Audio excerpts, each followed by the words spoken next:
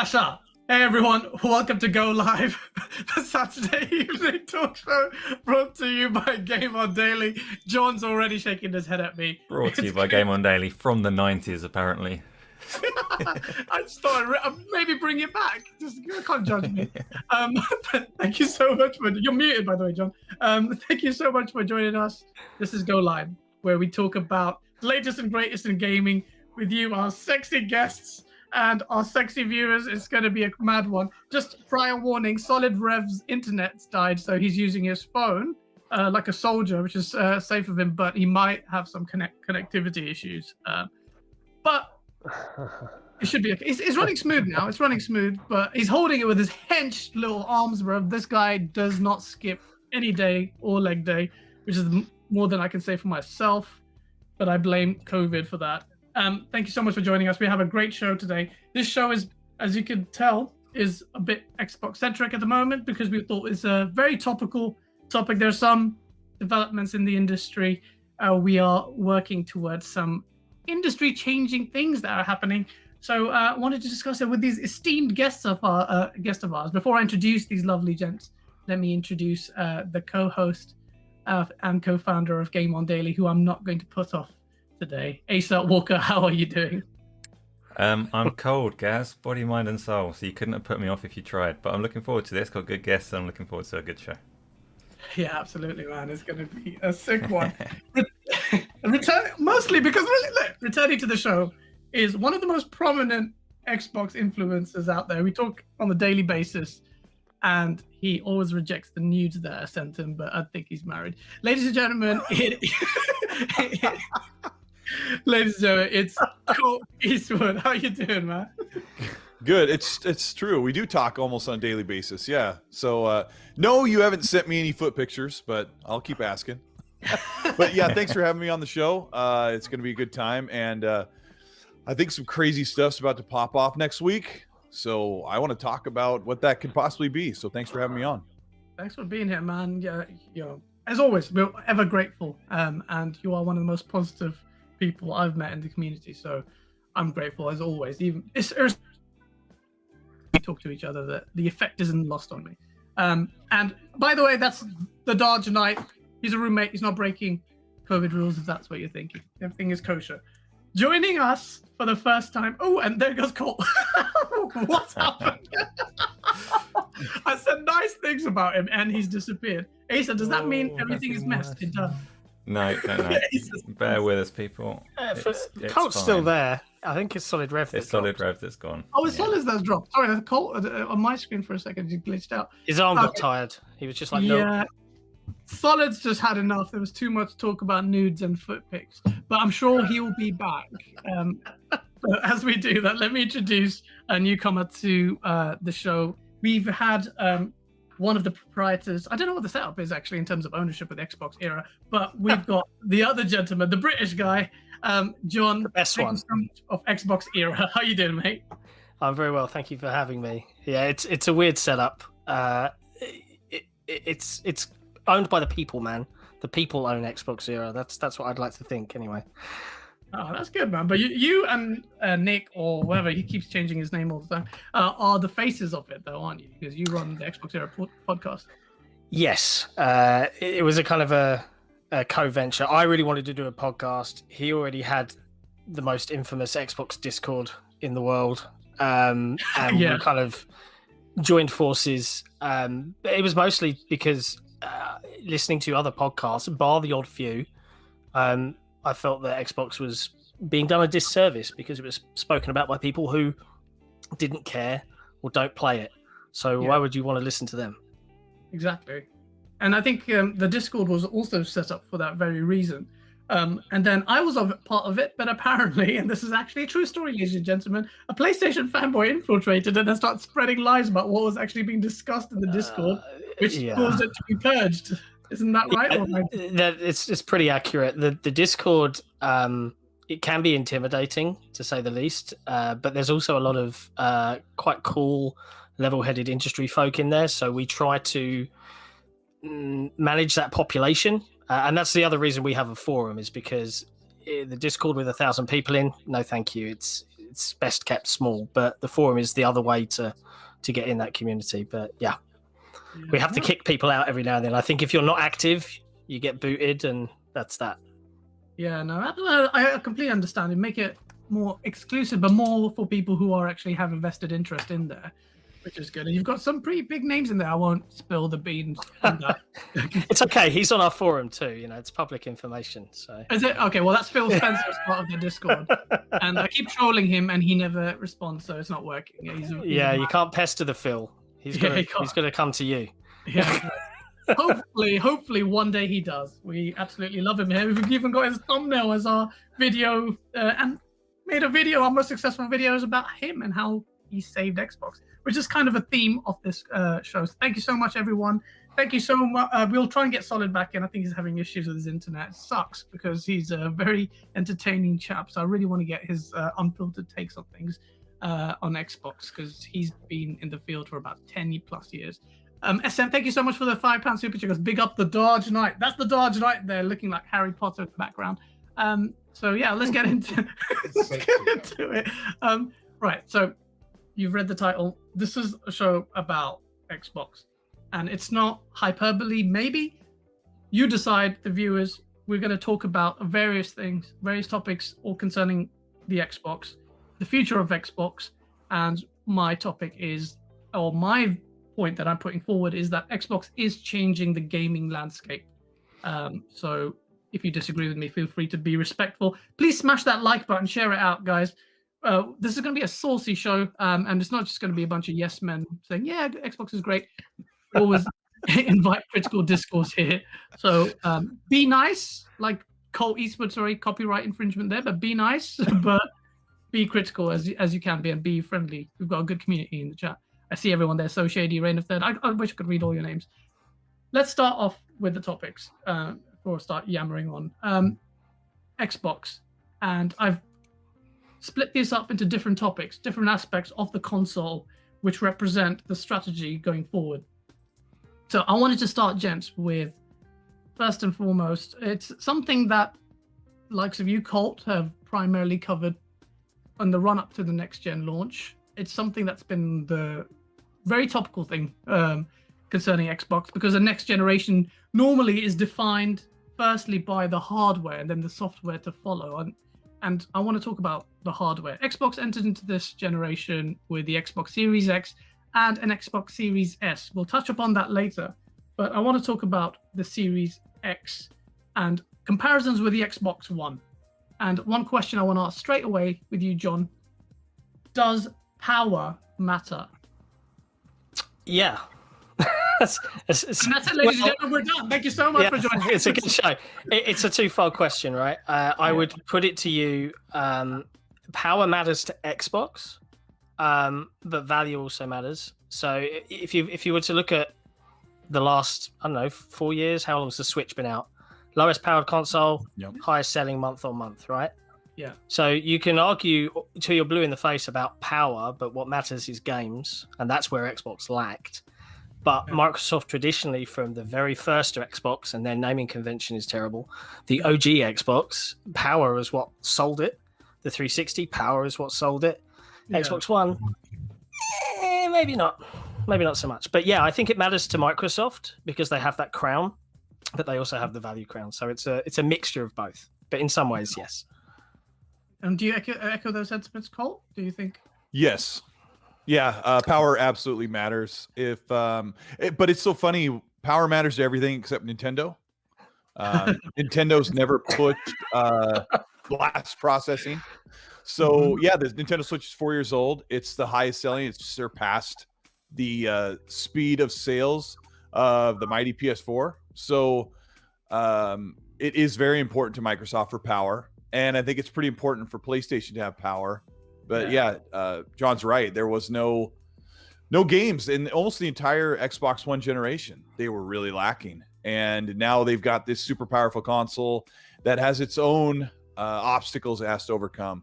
So it's been, for me being an Xbox-centric creator and content creator, it's been very, very challenging and very, very fun all at the same time.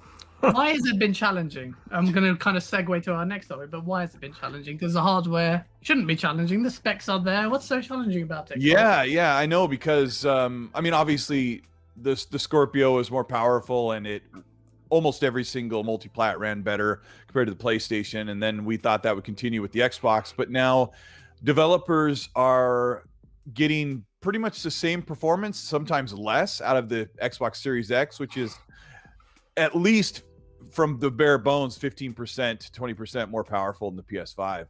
But I did a lot of thinking about this, and a lot of people ask me, are the developers lazy? Do they not know what they're doing? And I say no. I don't really think the developers are lazy, as an overarching statement. I think most developers and 90% of gaming fans realize that these games look phenomenal and they run great. And I could bet you these developers, they'll put out a game and say, all right, it hits this really nice visual target and it's running like super close to 60 FPS. Like it drops down to 50 once in a while. And when we're playing, we don't really feel it. And almost every gamer doesn't feel it. But the problem is Digital Foundry feels it, and Tech Analysis from GameOnDaily feels it. Anyone who puts up a frame time graph feels the difference. And when you put things under a microscope, you can see there's a problem with the power differential. And that will change for Xbox pretty soon. And if you like to brag about those things, you'll want those Tech Analysis people out there. And that's kind of where we're sitting right now, because both platforms don't have a lot of exclusives. Xbox put out about 7. PlayStation's put about 9 for the new consoles. And if you look at those aggregate and Metacritic score, they're pretty even as far as how well they've done and how poorly they've done. So what a mess. That's what we're dealing with. It's a mess. Isn't it Go on, John. Yeah, I was going to say, isn't it depressing that there have to be people that like to brag about how many frames their piece of plastic puts out? It's not sad. It'd be boring, isn't otherwise. it? You need a little bit of sauce. Yeah. Okay, I get the premise that it would be boring, but right. Man, I want my games to perform well. That's why I have a PC. Right? Sorry, but that's true. But I'm a console kid at heart, so the Series X for me was like, okay, 60 FPS is more or less going to be standard. I'm sold on this. This is good enough. Oh, 120 FPS, great. But the fact that there are people out there that will, like, oh, I've got a point for my team, like there are teams. Yeah. This is a bizarre world we live in. When they say we, right, John? Yeah, like, we're my team. Like, what do you mean? Sony don't know who you are. Microsoft don't know who you are. You're just, what is this? Oh, stop. Yeah. I just think it's funny when they say, we have this, we get this. And it's like, I don't know. It's a depressing world we live in at the I same really time. try not to do that. Yeah. I'm just glad it's not all kumbaya. But before I go touch on Asa, the man who dishes out the knowledge, Dardy, I'm going to put you in the spot. Does power matter? Yes, there you go. That's it. Power matters. It does. Why do you say that? Because it does matter. You get that performance. And it's something to flex on. I want more energy out of Darsh. Rile him up again. Have him repeat that answer. Here you go. We do not sponsor drinking here, but maybe a drink company wants to sponsor us. I'm gonna go live on YouTube with the drive home as well. Oh God! I'm not really driving. Asa, Cole does something that is quite interesting, which he says and he believes. I'm with him, but you're the technical dude. Do you expect the power to change? Because Colt says that the power narrative will flip and we will see the Xbox Series X reign supreme in power. Do you expect it with your technical knowledge and your savvy tech analysis brain? What do you think? That is honestly such a hard question, because yes, but I said before the Series X came out, like everybody else said, you'd expect it to perform better. We all expected it to perform better than the PlayStation 5 from the off, before any of this happened. And when you look at, the problems that they've got are weird. The fact that it's not outperforming it is strange. And you can look at all the things that they haven't brought online yet. Super resolution, new VRS, it's not in many games, all the rest of the things, all these RDNA tools that people are waiting for. But if you strip all of those out, so okay, maybe PlayStation has things, maybe it hasn't, but you strip all of those out, you'd still expect the Xbox to outperform the PlayStation 5 on a like-for-like workload, and it's not. Yeah. It's really difficult to say with confidence that Microsoft are going to improve that element more so than Sony are. You can say it because you're optimistic, but there's not much grounding or basis for that. They do have those new tools to come online, and they do have more power in the box, and the potential is there. It's really hard to say what the problem is at the moment.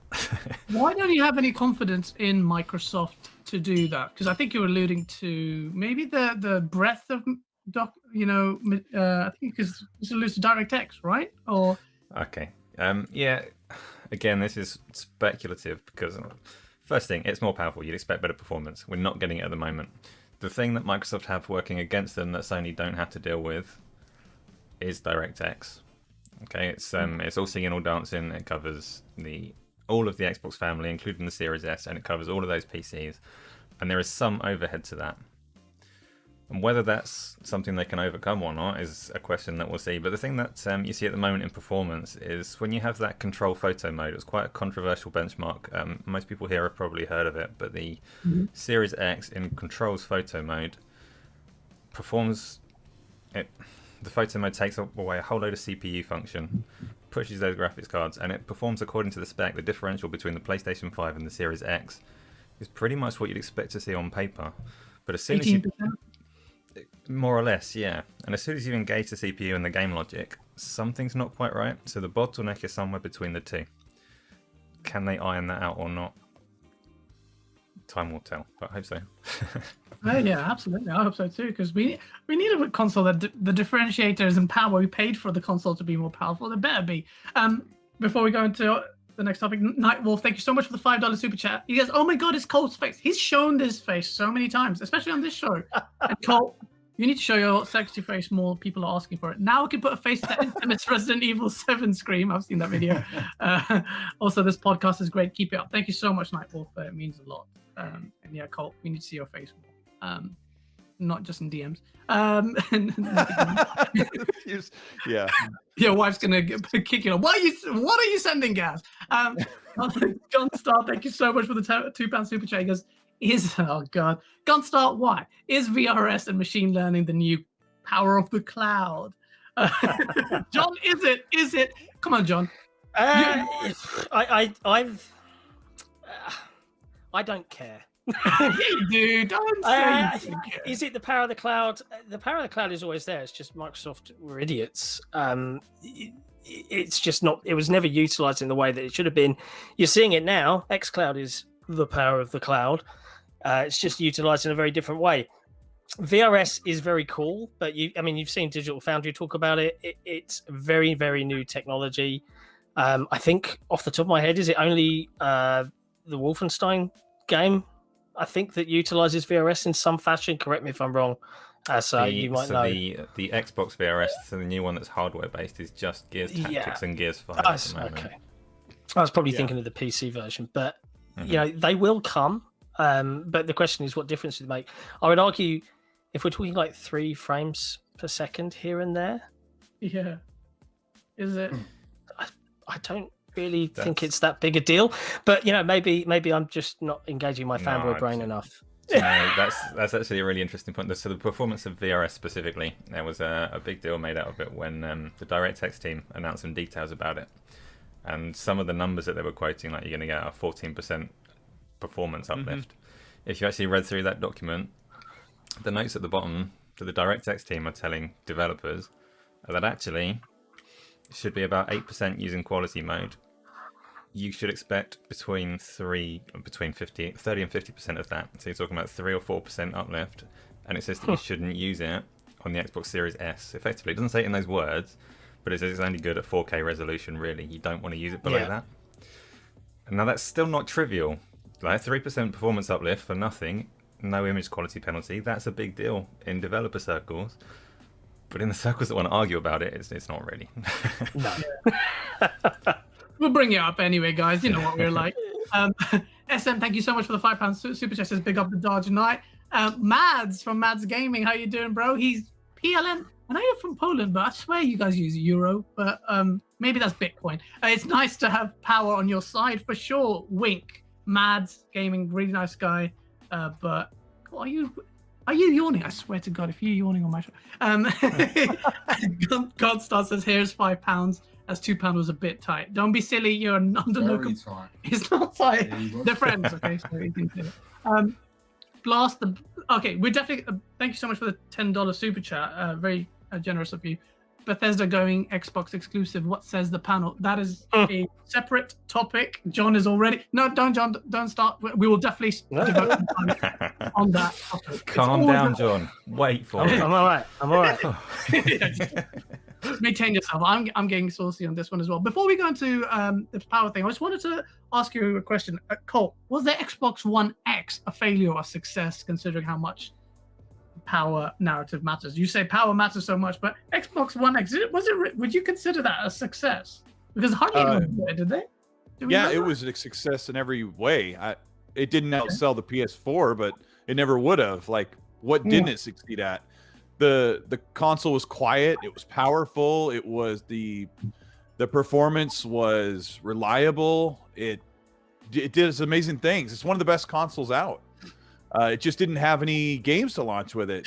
It didn't even launch with. Yeah, it didn't even launch with Crackdown 3. They waited game of the generation, like a year and a half. Yeah.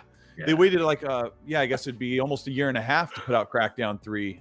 It launched with Forza Motorsport 7 at 4K 60. Like, that is an incredible console.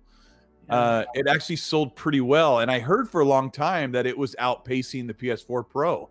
That's exactly what Logic Wins has just said in the chat. Didn't the Xbox One X outsell the PS4 Pro? Yeah, but we'll never know. But like, there was a couple of reports that said it was like at its time or in scalability, it was outperforming the Pro. But at that time, any PS4 you bought was an incredible buy. I bought a PS4 Slim and loved it all the way until I stopped using it. So yeah, it was a great console, but that's ancient history. It's been almost 4 years, or it's been 4 years. God. Yeah, because a lot of people do say it's even though it's been a while, that all that power went to waste. Because this is the reason why I bring it up, is leading on to the games point, which is all this power is wasted on games. But before we actually go into games, because I'm all over the place, Series S though, is that a master stroke, or is it just a crutch, or is it just holding things back? Well, let me close out the One X thing. Like, it didn't have a lot. The One X didn't have a lot of exclusive games, but remember, 90% of the games we play the entire year through are multiplats, and it was absolutely the best place to play multiplats. And what it did with back compat games that you already own to make them look and feel and play better was amazing. So they pushed for power. It was a big deal, but now they wanted to push for price. And they always offered two consoles. Like, everyone's like, why are they doing a Lockhart? Like, people are going to be confused. Like, then you look over and your buddy has an Xbox One S, and then you have a One X. Like, what do you mean you're confused? Yeah, So, I think the One X, I think as much as it was, whatever it sold and whatever it did, I think it was also a statement from Microsoft, because it was like, the Xbox One, let's be honest, it was absolutely their worst moment in their company's history from an Xbox perspective. Even as a fan, coming off of the 360, everyone went into that generation thinking Microsoft have got this. There's no way they can fail.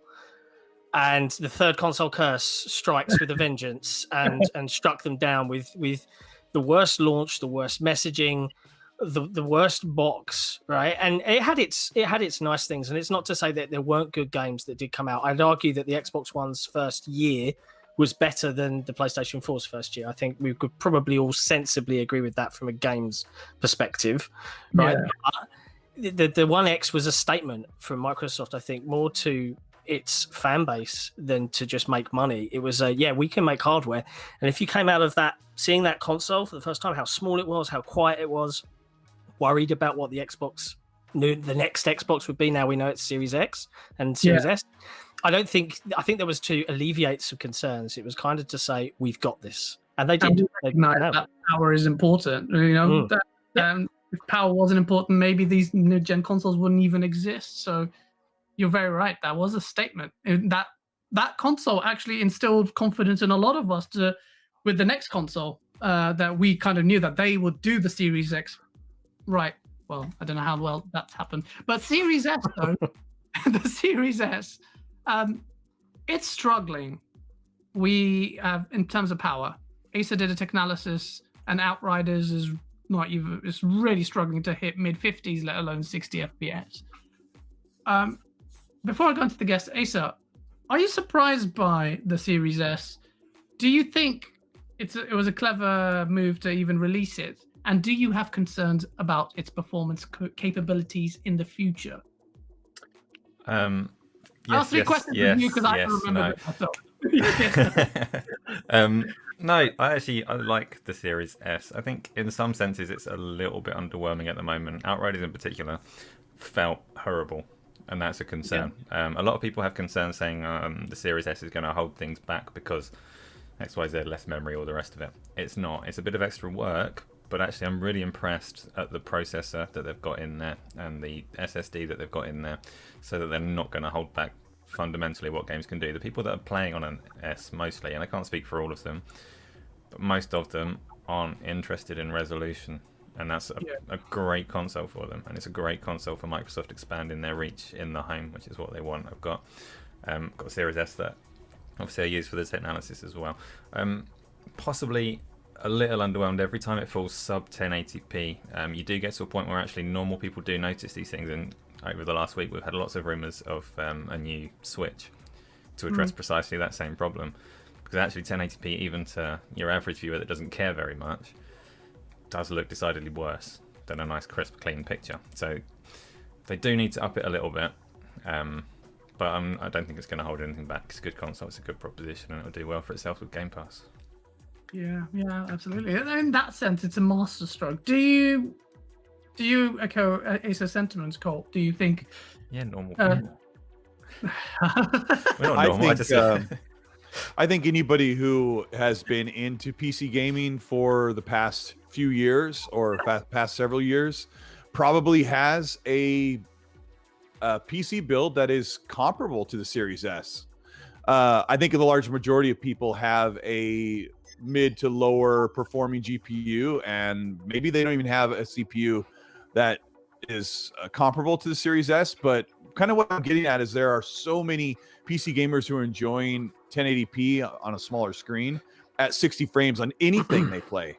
Anything they load up is at 1080p 60, and maybe they have a 1440p monitor, but maybe you would see a lot, like a large majority of PC gamers setting their game to 1080p and higher settings, and then keeping that 60 frames on lock. And the Series S should be able to do HD gaming at 60, no problem. I think one of the things that I want to ask Asa about is if developers aren't quite familiar with the new GDK and they're not getting the potential out of the new Xboxes like they should. Oh, okay, yeah.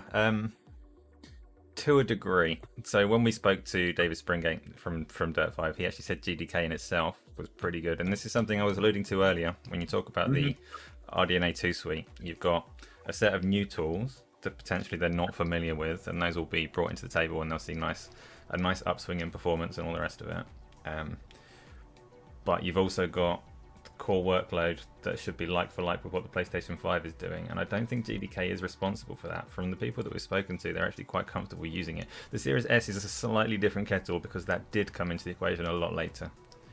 So GDK was there for a while, but a lot of developers had no idea. That they'd heard of Lockhart, they knew bits and pieces about it, but they didn't have the hard spec, they didn't have that target until way later. And when you look at something like Outriders, they clearly just haven't settled on a performance target yet from the way that it's playing, and that's just because it came late. So I don't think it's a massive problem, GDK, as people say. I do think various other elements of the tools are going to improve. I was actually lots of people like to talk about tools. I was actually one of the first people that mentioned that I think there is an issue there, but specifically around the new features rather than the kind of core workload. So things like ray tracing clearly came very late. Yeah, after Halo Infinite dropped, Asa literally said, "There's something wrong here. There's a indication." I think it was the lack of ray tracing that kind of.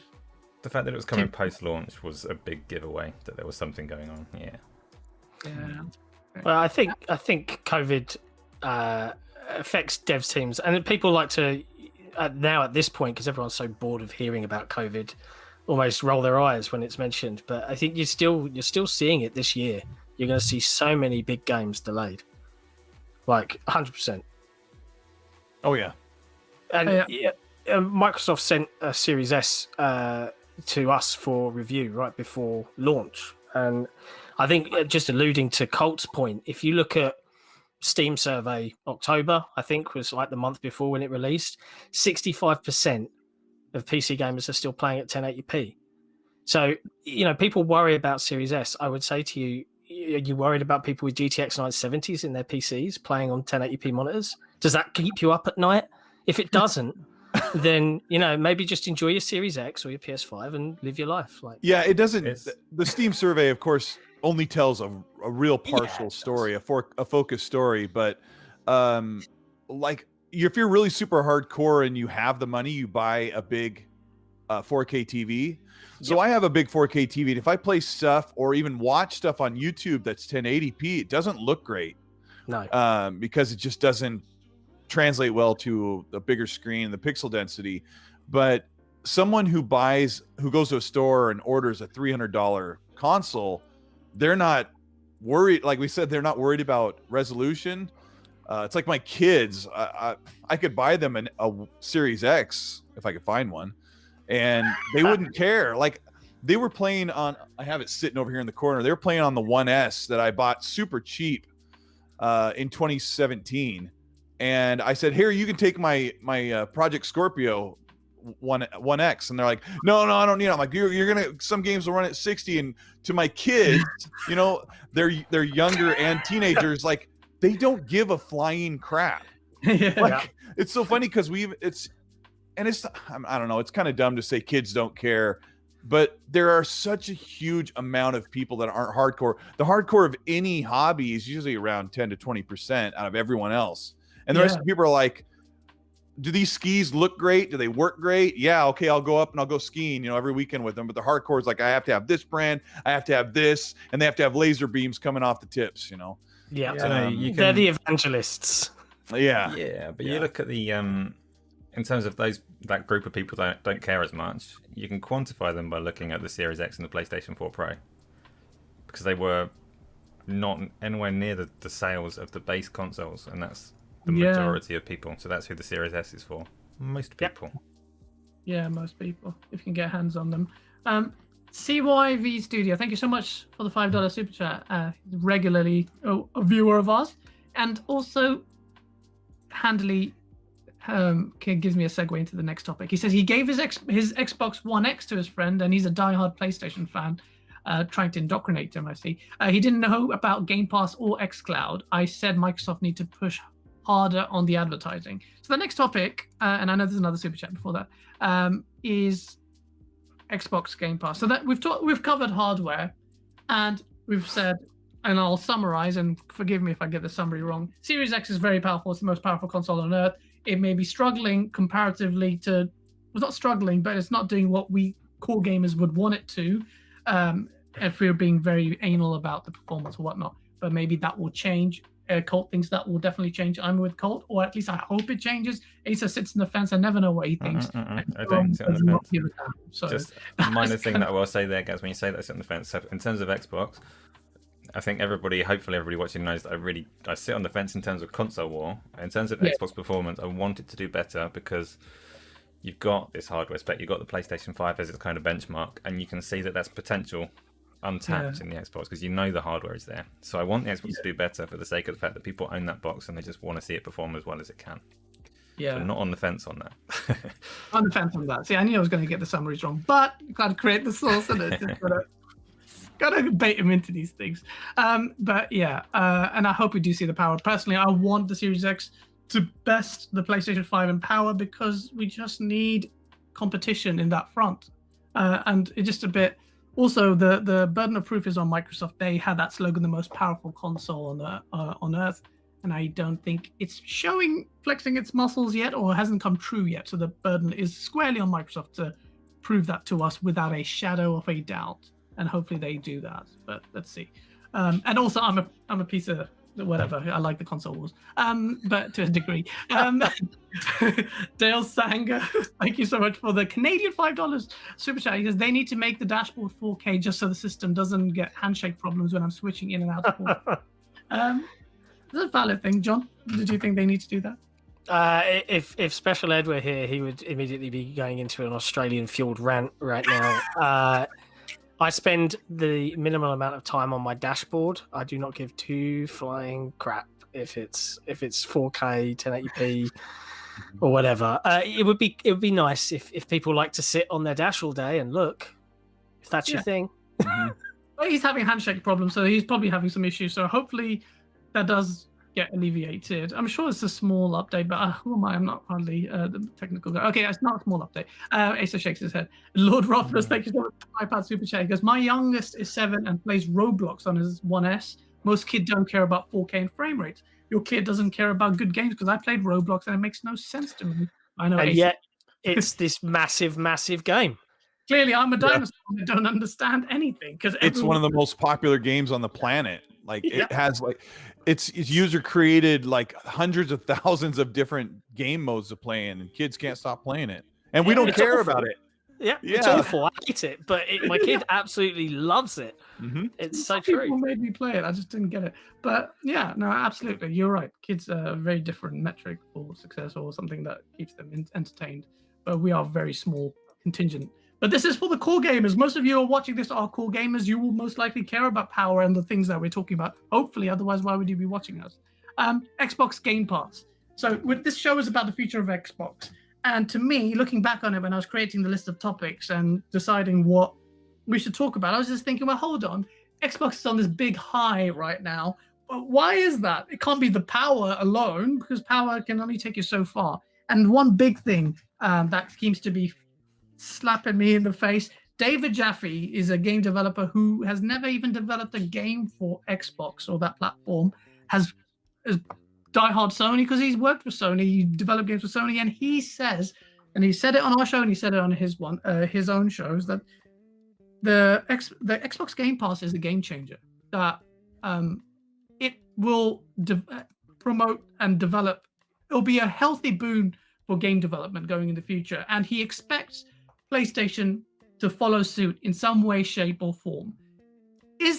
And I want to ask you this, Cole, is Xbox Game Pass the primary weapon of Xbox right now? Is that Xbox's most powerful weapon?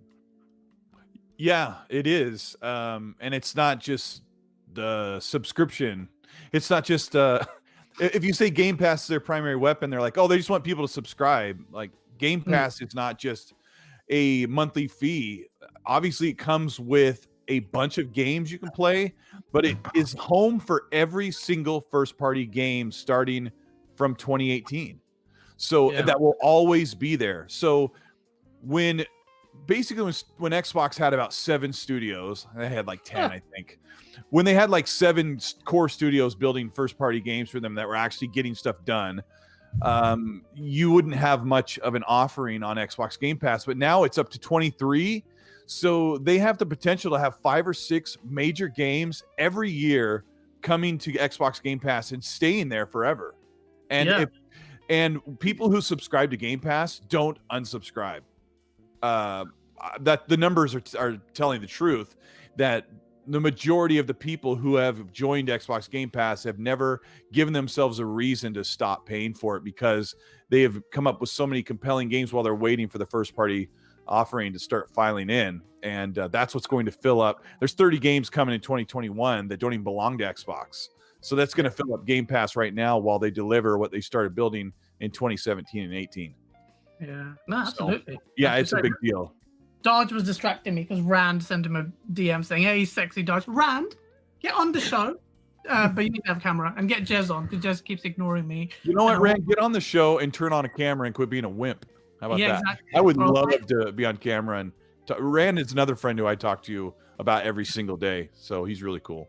Taz MG Gaming says you are wrong, Colt. What am I wrong about? You're wrong, Colt. What you're wrong about? But apparently he can just make that declaration. You are wrong, so you are wrong. No, I'm sure he has a reason why, but maybe I'm wrong about the studio numbers they used to have. I think they had around 10, but they had a bunch that just weren't doing anything for a while, and closed a couple of them. So Rain, thank you so much for the $10 super chat. He says, in my opinion, it all comes down to optimizations for the series consoles. Talking about power, which we've kind of gone past that topic, but I don't know. My comment didn't go through in the super chat. I've read it. Sorry. Thank you so much for that $10 super chat. I had to read it because I don't know what happened there. Theodorus Kosiastes. Forgive me. That's a very intricate Greek name. Any news or predictions for the new FPS boost games? Cole, you had bloody, what's it called? Not bloody, sorry. You had Jason Ronald. Bearded would be the word. Jason Ronald on the show. I've DM'd him a few times, and I'm like, bloody Jason Ronald. You had him on the show, the lovely chap. Thank you so much for the SEK 59. I don't know what that is. Have you heard anything about this boost mode? No, he said every couple of weeks they would be rolling out something. So at the very least, there's news brewing for Xbox for next week.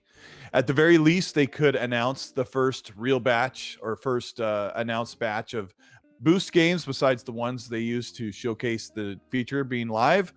So that could be news we're hearing. The other thing could be something regarding Bethesda, even though it's a little early from what we're hearing. Maybe they're going to announce when they'll be talking about that.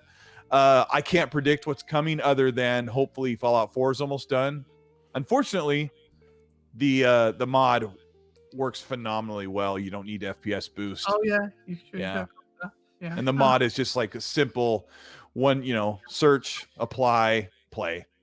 So are we going to get a Ubisoft game every 2 weeks for the next year? Well, I hope so. Ubisoft's made some pretty incredible looking games, and a lot of their stuff runs at almost all their stuff. I think everything runs at 30 from them. Do they have anything that runs at 60 on console? I don't know. On Series X. Well, I mean, they have. I'm sorry, they have. I forget that they have a couple of shooters. Rainbow Six Siege, right? Yeah, Immortals ran already. 60. Yeah, Immortals Phoenix Rising.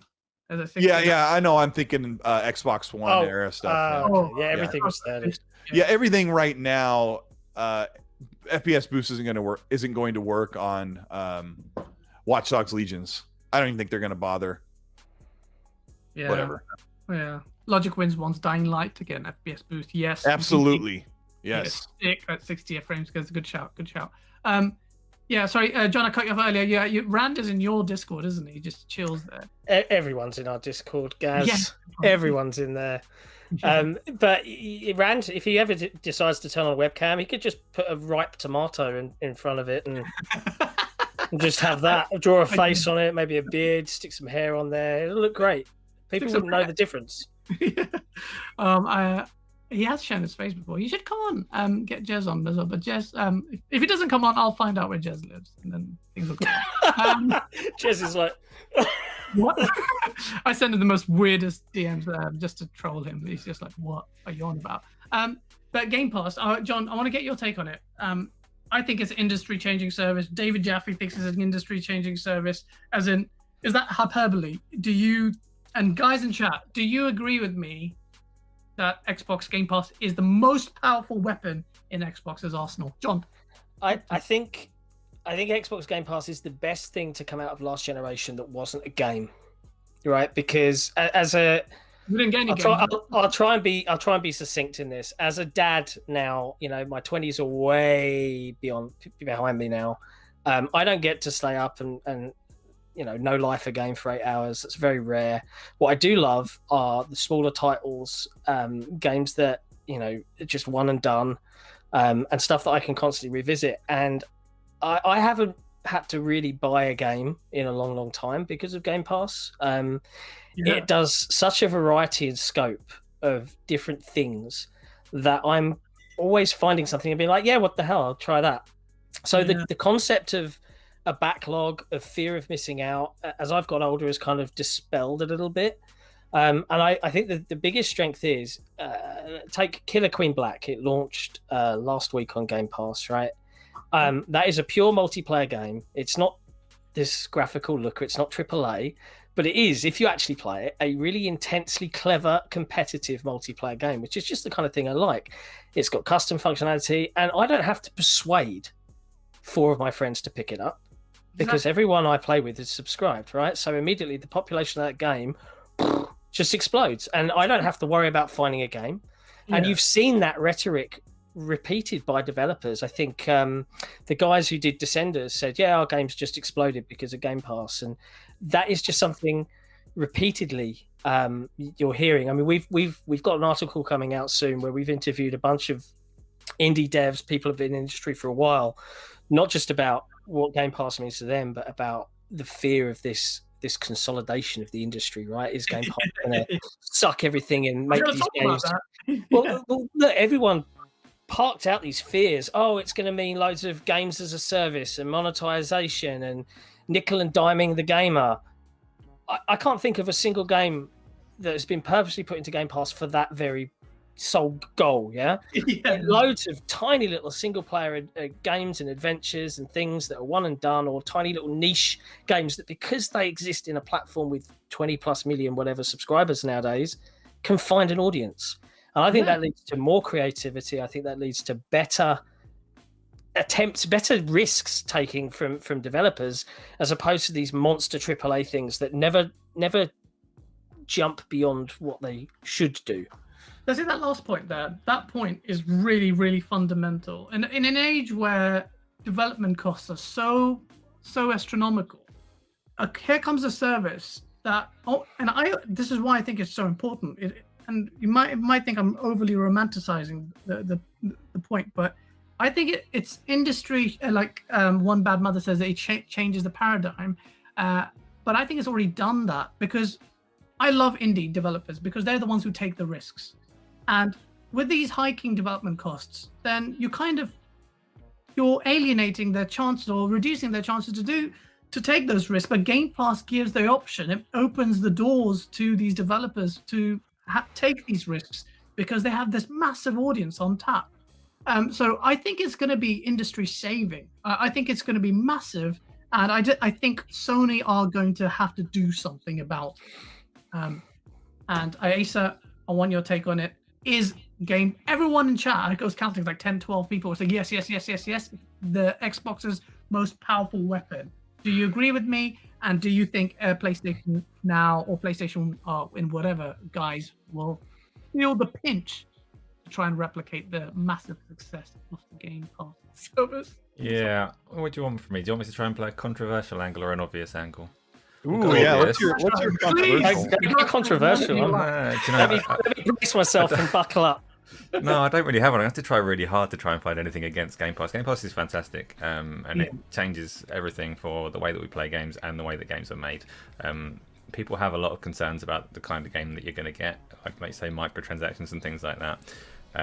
Game Pass is so well suited to breaking those shackles of AAA games and the monetization model in general, that you can get all kinds of things. The slightly controversial take is that when people say you're going to get service games, you're going to get microtransactions, you're going to get small games, you're going to get Game Pass games. Yeah. We haven't seen much that's Sony caliber. Yeah. And you can say, when Jim Ryan comes out and says like it's not feasible for us to make something like God of War, and put it on a Game Pass model, if they don't just make something like God of War, if you go onto God of War, there aren't any microtransactions. There's not a shop tab, there's not cosmetic armor, there's nothing. Can Microsoft do that within Game Pass? And they can definitely do episodic games and things like that. Perfect Dark is, or was supposed to be episodic. Maybe that'll come out without a single microtransaction. Maybe it won't. And that is, I'm saying this for the sake of being controversial, because actually I think Game Pass is fantastic and it's just going to do good things for everyone. It's going to grow gaming, it's going to grow it to more people, it's going to diversify it, and it's positive. Rand is in the chat. Thank you so much for the $5 super chat. Rand, I didn't say anything. Dodge, address Rand and tell him what you want to say. Delay your show by an hour. Don't overlap this one, you arsehole. That's a good point. Delay your... Rand, why are you trying to kill us? It's cancelled today. It's cancelled. It's cancelled today. That's why he's milling around our chat. They saw you were live. They were like, nah, cancel the show. Because I was on camp. That's right. Exactly. Because you were here. Thank you so much for joining us, Rand. It's lovely to have you here. Can PlayStation ever match the value here, Colt? Yes. Are they in trouble? Oh, go. No. Yes, they could. Yeah, absolutely. They can match it. We're already seeing it. Jim Ryan is already pushing bigger games day and date on PS Plus.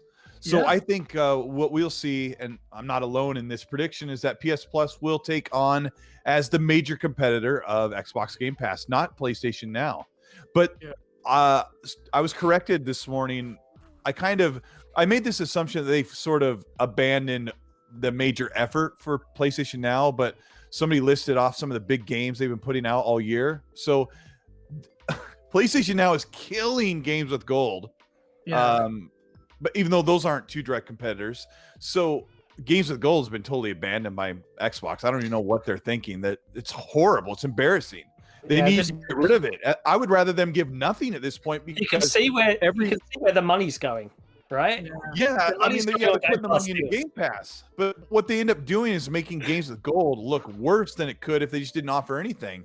Yeah. As crazy as it sounds, I know that people will find a game that they want. Someone like, if you're a hardcore fan, it's another hardcore thing.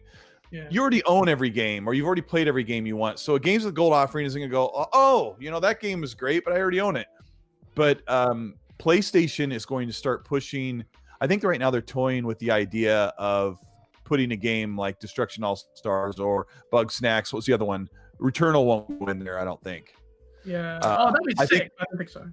I think they're gonna hold out and allow Returnal to be a $70 purchase, and that may bite them because Housemarque has normally made really, really cool, fun, punchy AA games, and this one is kind of like above and beyond what they've done. Yeah, it's a third person. It feels like their audition attempt. Yeah, it does, doesn't it? We can make third-person shooters. Yeah, so they're so talented, though. Yeah, they're very fantastic, talented. Yeah, they're awesome. I've liked all their stuff. There's a couple games that I was looking at their library last week that I haven't even played yet that I'm gonna go check out, but they're all mostly bullet hell games. And Returnal is look at Gaz and Asa putting that up on screen. That's awesome. Returnal is like their bullet hell type of game with an over-the-shoulder perspective, which is going to be really cool. It's got a little bit of story mixed in. That's what I'm expecting from it. I can't wait. So should it be $70 though? Dodge says no. Dodge just literally says no. My answer is no. I don't think games should be 70 yet. I still don't think they should. So it's not a knock against what Returnal is. Games should be $60, and I don't even think a game like this should be 50 or 40. I think if it's super cool, you get your $60 worth easily. So I'm sorry, I went off on tangent, but yes, I think that PlayStation is testing the water because their fans do not expect or really want them to start piecemealing their games or putting them on services. They think, because Jim Ryan has said we want to keep our games clean and pure. He says that for their massive hardcore fan base, that we're not going to just take your games and do what Xbox does and embarrass you. How crazy is it that I just said that? But I think they sort of mean that. Like, if we put all our games on PlayStation Now day and date, all the things you've said for 3 years are going to bite you in the butt, and we won't do that to you because we love you. It's sort of how I think they approach it, but I know for sure they want to. So they're testing the waters. We're going to put a couple games on PS Plus day one, and people are already starting to be excited about it. No, I'm gonna jump in a little bit. So for me, when you look at the services there, you've got PlayStation Now, PlayStation Plus, and you've got the two Xbox services. They're drawing their line in a slightly different place in terms of how they split those services. So Microsoft are obviously putting all their value in Game Pass, and yeah, they've got that horrible little embarrassing gold on the side. Sony's line is much further over to kind of split the value between both. So PlayStation Now isn't as terrible as a lot of people think. Like you say, you've got some fairly recent games in there. You actually get a lot of overlap between games that come to subscription services as well. You've got certain publishers that are clearly willing to talk. So a lot of the games do end up going on both at some point in terms of third party. But Sony's approach to it is very different to Microsoft's, because for Sony, they've got the same model that they've had for since Plus was introduced, in that success for them is to convert as many PlayStation owners as they can into subscribers. Whereas Microsoft's approach, they'd rather have more subscribers than they've got Xbox owners. They're not working within their user base. They're trying to grow beyond it. So they've got different approaches in that sense. But yes, Microsoft do need to do something about gold. It is a horrible what a controversial take. Yes, please, always. Answers yes. Controversial take. Can PlayStation ever match the value here? Fundamentally, at the end, no. Right? And here's why. Yeah. Before this gen, or before like the Xbox One X, and before Phil Spencer became a serving board member at Microsoft, Microsoft's Xbox platform was the garage band at Microsoft, right? Smaller budgets, you can't do this, you can't do that, right? They've just blown $7.5 billion to make games, right? They've blown Nothing. it. You say that was a It's waste. two. Is that your controversial take? No, it's not a waste. But Sony can't do that, right? Sony don't have that money. I mean, it's nuts. But if you look at the real level of companies here, the only companies that could compete financially with Microsoft, right? So I'm just talking pure business here. I'm not talking creativity. Yeah. But if Microsoft wanted to, it could invest to such a degree that PlayStation can't keep up, right? From a pure financial perspective, they can't buy that publisher or that developer. And yes, it's a horrible world to possibly be living in, where someone could be forced out. It's not like Sony never did that before, Sega. But it could happen, right? And will it happen? Probably not. I don't think Microsoft are that evil. Of course they are. But I think that's an important thing that people can't yet get their heads around, right? They think that this is the same old, same old.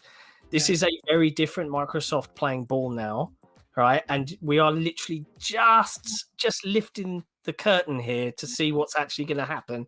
This year is going to be completely bonkers, all right? And I think next week's going to be interesting, and it will probably segue into some other stuff later on. But I don't know if Sony really can, if they were really pushed, compete to that level if it happens. But I agree with you. I completely agree with you. And very well put there. And I might have to clip that later on, because there's an inequality. Even though the funny thing is, the Xbox is the Xbox the underdog in the industry. In terms of fan base and user perception, they are still fighting the shackles of 2013 launch, like 100%. Yeah. I think it will take the AAA bangers. It will take some third-person story-centric games to appear, right, for that to change. Yeah, it's weird but true, right? Even though and that's just narrative, right? If you actually look at the biggest games, Microsoft own the biggest game on the planet, Minecraft. Yeah. We don't talk about it because it's just Minecraft. It's kids. It's still the biggest game on the planet, exactly. Right? So, No, very, very well put there. And actually a good segue into the next topic, which is the Xbox. So Game Pass is already killing it. You guys in chat, everyone, all our guests have said it's the most powerful weapon. And yet, Game Pass hasn't even started firing shots, ladies and gentlemen, because the Xbox first-party studios that they acquired in 2018 and the vast majority of these first-party titles haven't even shown their faces yet, and that's where the madness is beginning. This is where I agree with John and his latter points, especially where you're going to struggle right now. And I'll do a very controversial take, but I'll get the guest view on it, and let me set the scene because I'm a troll. PlayStation cannot match Xbox's exclusive, in my opinion. Chat, let me know if you agree with me. Yes or no? Yes, Xbox has better exclusives coming up in this gen that we know of. Yes or no if you disagree with me. Cole, come on, man. Xbox is killing PlayStation with its exclusives coming in. I'm such a prick. Is that true? The last wow. That's. I know what you want to say. Say it, man. This is GameOnDaily. Say it. Yeah, I know. My first instinct is to say it could be very, very even for the first time in a long time, but God of War is such a big, massive game. Ratchet & Clank, great game, really good game. And Horizon Forbidden West is going to be really good. So if you look at the number and the quality, like, I don't know what else PlayStation has coming that is super big other than Forbidden West, God of War, Gran Turismo 7, and I'm probably missing something else that's super big, right? Tumbleweed, Cole, you have not made a case for the PlayStation there. I know you're making a case. Maybe you were saying that is a whitewash. How does that compare with Halo Infinite with this graphics problem? Then you've got those three major games are going up. Forbidden West, Gran Turismo 7, and God of War are going up against Fable, Perfect Dark, Hellblade 2, Forza Motorsport, like the full the full series like franchise that they're going to come. They're reinventing it. Same as GT is. Yeah. I'm trying to think of what else is coming. Starfield, Halo, Avowed, Nine Lives. Thank you. Avowed, and then there's some other games that are speculative about what they're going to be. But you're really looking at three or four major games on PlayStation versus 3 or 4 major games for Xbox. But the problem is perception, which we've talked about a lot today. The perception is that Xbox has no games, Xbox has low-rated games, and Xbox will never have great games. That's the perception in the majority of the gaming community that uses their voice in social media. So when Avowed comes out by Obsidian, who has an impeccable track record of Western RPGs, the perception is that Avowed won't be very good. They're wrong. The perception is that Perfect Dark won't be good because it's an old Rare game. They're probably wrong. The perception that Forza Motorsports will just be another racing game. Well, so would GT7.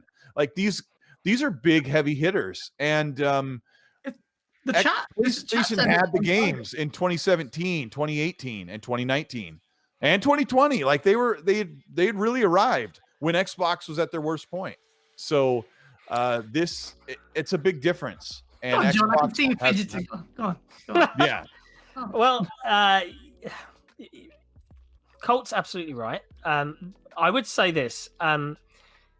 Sony games in general from their first party teams exude quality, and quality is where Microsoft have regularly and repeatedly fumbled, right? Games launching with buggy states, State of Decay 2, games that don't have, it's very quantitative, but putting it into some sort of verbal context, Sony games have a certain amount of polish and shine to them.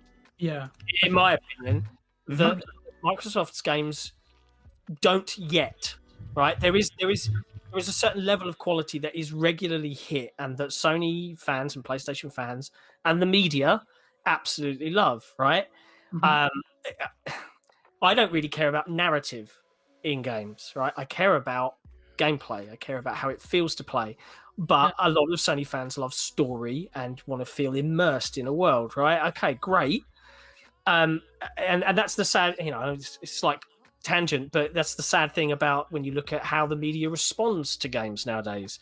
Yeah. Unless it makes you cry, it's not worthy of being talked about in a Game of the Year award, right? Yeah. You look at the Game of the Year, you don't see small games, even though a small game could be this blistering fusion of amazing gameplay and competitive things and all this sort of stuff. Doesn't matter. Hades is an exception to the rule, right? And there are always little nods and exceptions to the rules. But when we go into Game Awards this year, we all knew Last of Us 2 was going to sweep it. That's not a knock on Last of Us 2. It's a fantastic game. But there is that level of quality that is just hard to beat. And I think in terms of that overall perception that Microsoft has and Xbox games have, that's not helped by, I think the majority, as soon as a platform starts winning a generation, which Sony did handily, right? The narrative is that, this is my main driver, so this is what I'm going to talk about. So that perception is constantly fueled by the very people you go to for opinions. Exactly. So, what are you going to do? No, absolutely. You hit the nail on the head. Disappointing, Gaz. I tuned for the snapback. Man, you guys make fun of me for wearing my stupid hats, and now you're saying I did my hair for you guys. Oh God. Acer. Oh man, be controversial. Okay, I'll be controversial. Set you up. I think Xbox is going to kill in the exclusive department in terms of whatever metric. Like I know John just really succinctly put out how this is just this is personal bias and media perception on things. But even if we look at it through some possible objective sphere, Xbox is going to kill it this gen. That's my actual opinion, because Xbox is way more the exciting prospect this gen for me. Maybe I'm biased because I have particular preferences in games. I'm multiplayer and all that. What do you think about Xbox's performance comparatively as far as exclusive are concerned? I know what metric you're going to use. Use Metacritic. I don't know. That's not. Does Metacritic sound like something I would use? No, you would know. As a metric for that? No. Before I go into that, I will just say the stuff playing at the moment is a trailer of Xbox games coming up from Colt Eastwood's channel. Colt, please don't copyright strike us. We won't get along if you do. But this is your Oh trailer. my gosh! You guys can use my stuff whenever you want. Anyone in chat who is not already subscribed to Colt's channel, he's a fantastic editor of videos, so really good quality stuff over there. Go and subscribe as soon as you finish watching here. Games-wise, for me, Microsoft weren't so far behind in most areas on exclusive. I know they didn't have a lot last gen, but things like Sea of Thieves scratched a very different itch to Sony's portfolio. Microsoft should have got 23 studios. They should have more exclusives. That's like, the numbers just favour them. They should have more and they should have better. The concern is that historically, when they've tried to chase what Sony are good at, that's where they haven't really been able to match them. And that's not to say that they should stop trying, because people on the Xbox platform want those kind of games. They want the really polished third-person cinematic adventure. Yeah. But Microsoft just needs to be a bit careful where they do it, because they've tried to do that. Historically, they've tried to push Gears in that direction. They spent wise money on Tomb Raider, because Crystal Dynamics can do that kind of thing. They spent wise money to try and bring that experience to Xbox. I say wise money. Nobody likes these timed exclusives, but you can see what they were going for. So yeah, they should have more. They should have better. They should have more diversity. But I don't think they're going to match what Sony do well. Yeah, weird one. No, I agree with that. They won't match what Sony do well. And again, it goes back to the point John was making. You know, but if you like your third-person walking sim, no, sorry, let me change tact before I turn into a completely toxic fanboy. And so is Xbox's main problem now solved, which is its deficit in first-party titles, or are you relaxed, Colt, about it, or are we still yet to see the Xbox do what it's supposed to? Because if they've got all these studios, we know the games are coming, but do you have confidence in these first-party studios to deliver quality? Because I've looked at who they've hired over the past 2 or 3 years. Yeah. I've done videos where I broke down all of the people that are leading these studios and that are integral to what they're building. These people come from Sony Santa Monica, Rockstar. They come from Guerrilla. There's a whole bunch of teams that have made really big games that will be working for Xbox. So I can expect, you can have an expectation, like when Asa was saying that they want to see a polished, PlayStation style game and chase what they're doing. Well, some of the people they've hired have worked with those big AAA studios. So I'm expecting some good things. The problem is they developed Xbox Game Studios in 2018, and the people who are super short-sighted and just want to fight with other people say, where are the games? Yeah. Well, I'll tell you what, as an Xbox fan, I do not want to see Xbox Game Studios make a game in 2 years and crap it out. I don't want that. That era is done. Yeah, I don't want that. I want a game. I mean, I would say I want a game in 3 to 5 years, but I want more of what they're doing. The game's out when it's done. And that was something 343 was saying about Halo Infinite before they showed the game and embarrassed themselves. They were saying it'll be out, it'll be done when it's done, but then they went ahead and showed it when it shouldn't have been shown. And they were banking on that they were going to release the game that way months later. And thank goodness they got called out. So that's a good point there, Kel. Do you think, and I kind of agree, but I think the answer is yes, but do you think 343 were banking on releasing Halo in that state, and then it was fan eruption and the feedback? Absolutely. Yes, absolutely. And I'll tell you what, there are two voices on social media, on Reddit and Twitter and the likes, that that call out things when they don't like the way they're seen. There's a voice like some of the people that I talk to that are respected and followed and listened to and replied to by the industry.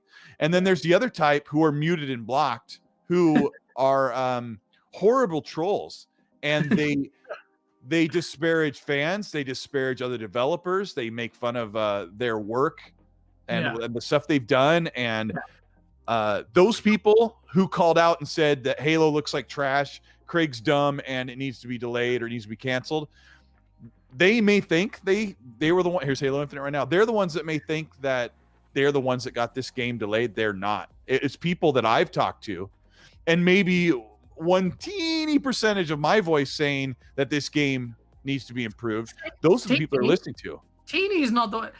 That's twice now. 343 have actually referenced your work. So once when you did the color correction, which they addressed in their blog, and second time around this week when you did that nice little stitch up of all the images of Halo Infinite's new look, which, despite being static images, look very promising. Yeah, I mean, they're listening to people like John and I, and they're probably listening to GameOnDaily as you guys get bigger and bigger. They're listening to the people that I'm in the podcast. Like, they hear us and they know because you'll see that you're followed by them. But there's a difference. Like, a lot of people don't like that I'm always super positive. Like, I'm 90% positive because gaming is a great hobby and there are really great things. And you can say your piece about what's wrong and move on. Yeah. That's the point. Like, I don't bang on and on and on and on about stuff that isn't right. You say your piece, you move on, and the people who follow you, they listen because it's reasonable. You can tell who's reasonable and who's not. So they do hear our voice because we're constructive. Yeah. No, absolutely. I think isn't that why you created Xbox Era, John? Because I was there with you with Resetra, and I don't want to talk bad about the forum. Yes, I do. But there was this thing about you want to create a positive place for discourse for Xbox fans, and Resetra is not the place for any kind of discourse. Yeah, I said it. So, John, did you feel that was the primary driver for you creating Xbox Era? Yes, primarily. I think I've been really lucky, right? So, just on the subject of 343. I was really lucky. I've done some really cool Halo stuff in my time on the fringes of this industry, right? So I was there I did some adverts for Microsoft for 343's launch of the Master Chief Collection. I was there at the launch party, got to meet the developers, take part in tournaments, play Halo with Phil, which was cool. And I equally for Halo 5, I was part of that launch, and hilariously, funny story, they had like a playing with Benny Central and things like that. You can find it on YouTube still somewhere, but they ran out of their plane didn't take off and they had a missing YouTube star, and I was already on stage with them, and they were like, do you have anyone in the audience with you? And I was like, yeah. So if you go find the video, you'll see my friend Tom, who just left work in London in his Sparky gear, so he's wearing like multi-pocketed trousers covered in plaster dust, getting on stage playing Halo 5 for the first time, thinking, what the hell am I doing? I don't know. It's hilarious. But everyone I've met at 343 really cares. Like, and this is what frustrates me, right? There are people out there that say that there are 343 apologists, right? That, you just want to constantly apologize for everything. Yeah. 343 messed up Master Chief Collection, and they knew it, right? That should have been the pinnacle moment for a Halo fan to enjoy a series that they love, and it wasn't. I did a video on this. It was awful, and it took too long to fix, but they did fix it. And everyone in that studio that I've met, and I've worked with the team to put some stuff in Halo 5 matchmaking, in terms of maps and stuff like that. They all really give a shit about the franchise, right? They care about Halo deeply, and I think Colt is absolutely right. They listened to a subset of users, and they knew, we've got to delay this, and they did, and it's the absolute right call to make. I don't care about waiting another year. I care about logging onto my Xbox and seeing everyone playing a game I love again. All of my friends just Halo Infinite, because that's great. I miss playing Halo. I miss 2007. I want it to come back. Yeah, so do I. Absolutely. Fonz already is in the chat. Yo, Fonz, I hope you're doing well, man. You're right. They do listen to the subset of gamers. I do have to question why it took them there was such a disconnect that it needed outrage for them to actually realize, hold on a minute. Is that the case? Do you think that is the case, by the way, John? Do you think they were caught unawares, then they were like, oh wow, they don't I've heard stuff, and I'm not going to repeat it because it's hearsay. I don't know if they were caught unawares, but they couldn't not show it, right? Okay. So that is what it is. But the discourse, and just to Colt's point, when he was talking about the kind of subset of trolls, there was a name on my lips that I think I know who you're referring to. I hate getting tagged, because then all of these people come into your tweet thread and just turn it to the crap fest that it is. They push a dumpster like into where you were. That's horrible. Yeah. But yeah, that just to your earlier question, because I kind of didn't answer it at all. The whole point of Xbox Era was, I love Resetera because it allowed me to meet a lot of the people that are now in our community, and I owe them for that. But it wasn't a great place to talk about this platform. And even now, our forum, we're like 1,600 members strong. There are some cool industry folk in there. But even now, there's conversation about PlayStation and every other, and we stamp on that kind of rhetoric that Colt was mentioning, the displeasant discourse, right? We don't need it. I don't care if you're a Sony fan or an Xbox fan. Just come and talk about games and the good bits about them, and let's leave the negativity at the door. Yeah, no, absolutely, and I recognize that as well, which is why I was there in the Discord from day before it got shut and then restarted in an Xbox Era. As soon as it opened up, we were like, let's just join it, even though we are what the hell was that? Even though we are a aggregation platform, so that was really good, and I'm glad you created that kind of. The fact that you had to create a space like that is a bit kind of sad. It is sad, but I love doing it, and it's a hell of a lot of work, more than I realized, and I'm very stressed out a lot of the time. But we have a group of like 18 people that just do it all for passion, and that's awesome. Like, I could never have imagined that, and the team that work on that project are absolute heroes, especially our art guy who does all the backgrounds and stuff. He's sick. Chef's kiss. Yeah, no, absolutely, that's really good. And kudos to you as well. I love. That's why I said, look, talk about you said to me, I don't want to talk about Xbox Era too much, but no, we should reward positivity. That's why I love Colt. Colt is always positive. People hate that. People hate that people are so positive. But what? No, I don't like your safe space. Let me attack. But that's why I love the positivity. But I was born to do battle on both sides. So bring it, guys. No, don't. GameOnDaily is a nice place. Speaking of niceties, here's a nice person, and guys in chat. I want to talk about the next topic, which is the man whose face we plastered on this thumbnail for the show, Phil Spencer. Who? Who? Did you say who? Phil Spencer is, in my opinion, the savior of Xbox. And now, this is going to sound like I'm just loving him up too much. Maybe I am. And I have a man crush on that guy. But really, he is the savior of Xbox. Colt, there was a conversation with Satya Nadella with Phil Spencer, and you covered this in a sick video, by the way, charting Xbox's and me. I did a similar video to this, but yours is a lot more detailed, where you talked about this conversation with Satya Nadella, and I'll read the quote. It's in front of me. Satya was transparent. There could be a future, and guys, listen to this, because when people say Phil Spencer is just a PR spokesman, this is a very candid. Exactly, it's nonsense, isn't it? But this is a very candid statement, or just a glimpse into what's actually happening in the background of Xbox. Satya Nadella was transparent, said there could be a future where gaming isn't a business that Microsoft should be in. And that was a question he directed at Phil Spencer, and what's the future strat there? So just basically say, look, we don't really need to be here. And it was Phil Spencer that made sure what happens next. All this good stuff is because of Phil Spencer, because he's the head of Xbox. And this is what he said. He said to Satya Nadella, if we're going to stay in the gaming space, then let's make sure we're all in. The last thing I want to do is run a gaming organization here as a kind of afterthought of the company. And this is what you were talking about, John, earlier, when you said, the gaming was an afterthought. It was like the B team. It was like their little satellite team they just delve into. And if you look into the history of it and how they actually jumped into the gaming space reluctantly, that was the case. But Phil Spencer, Phil Maximus Aurelius Maximus, that's what King David says from the Iron Lords, he saved the Xbox.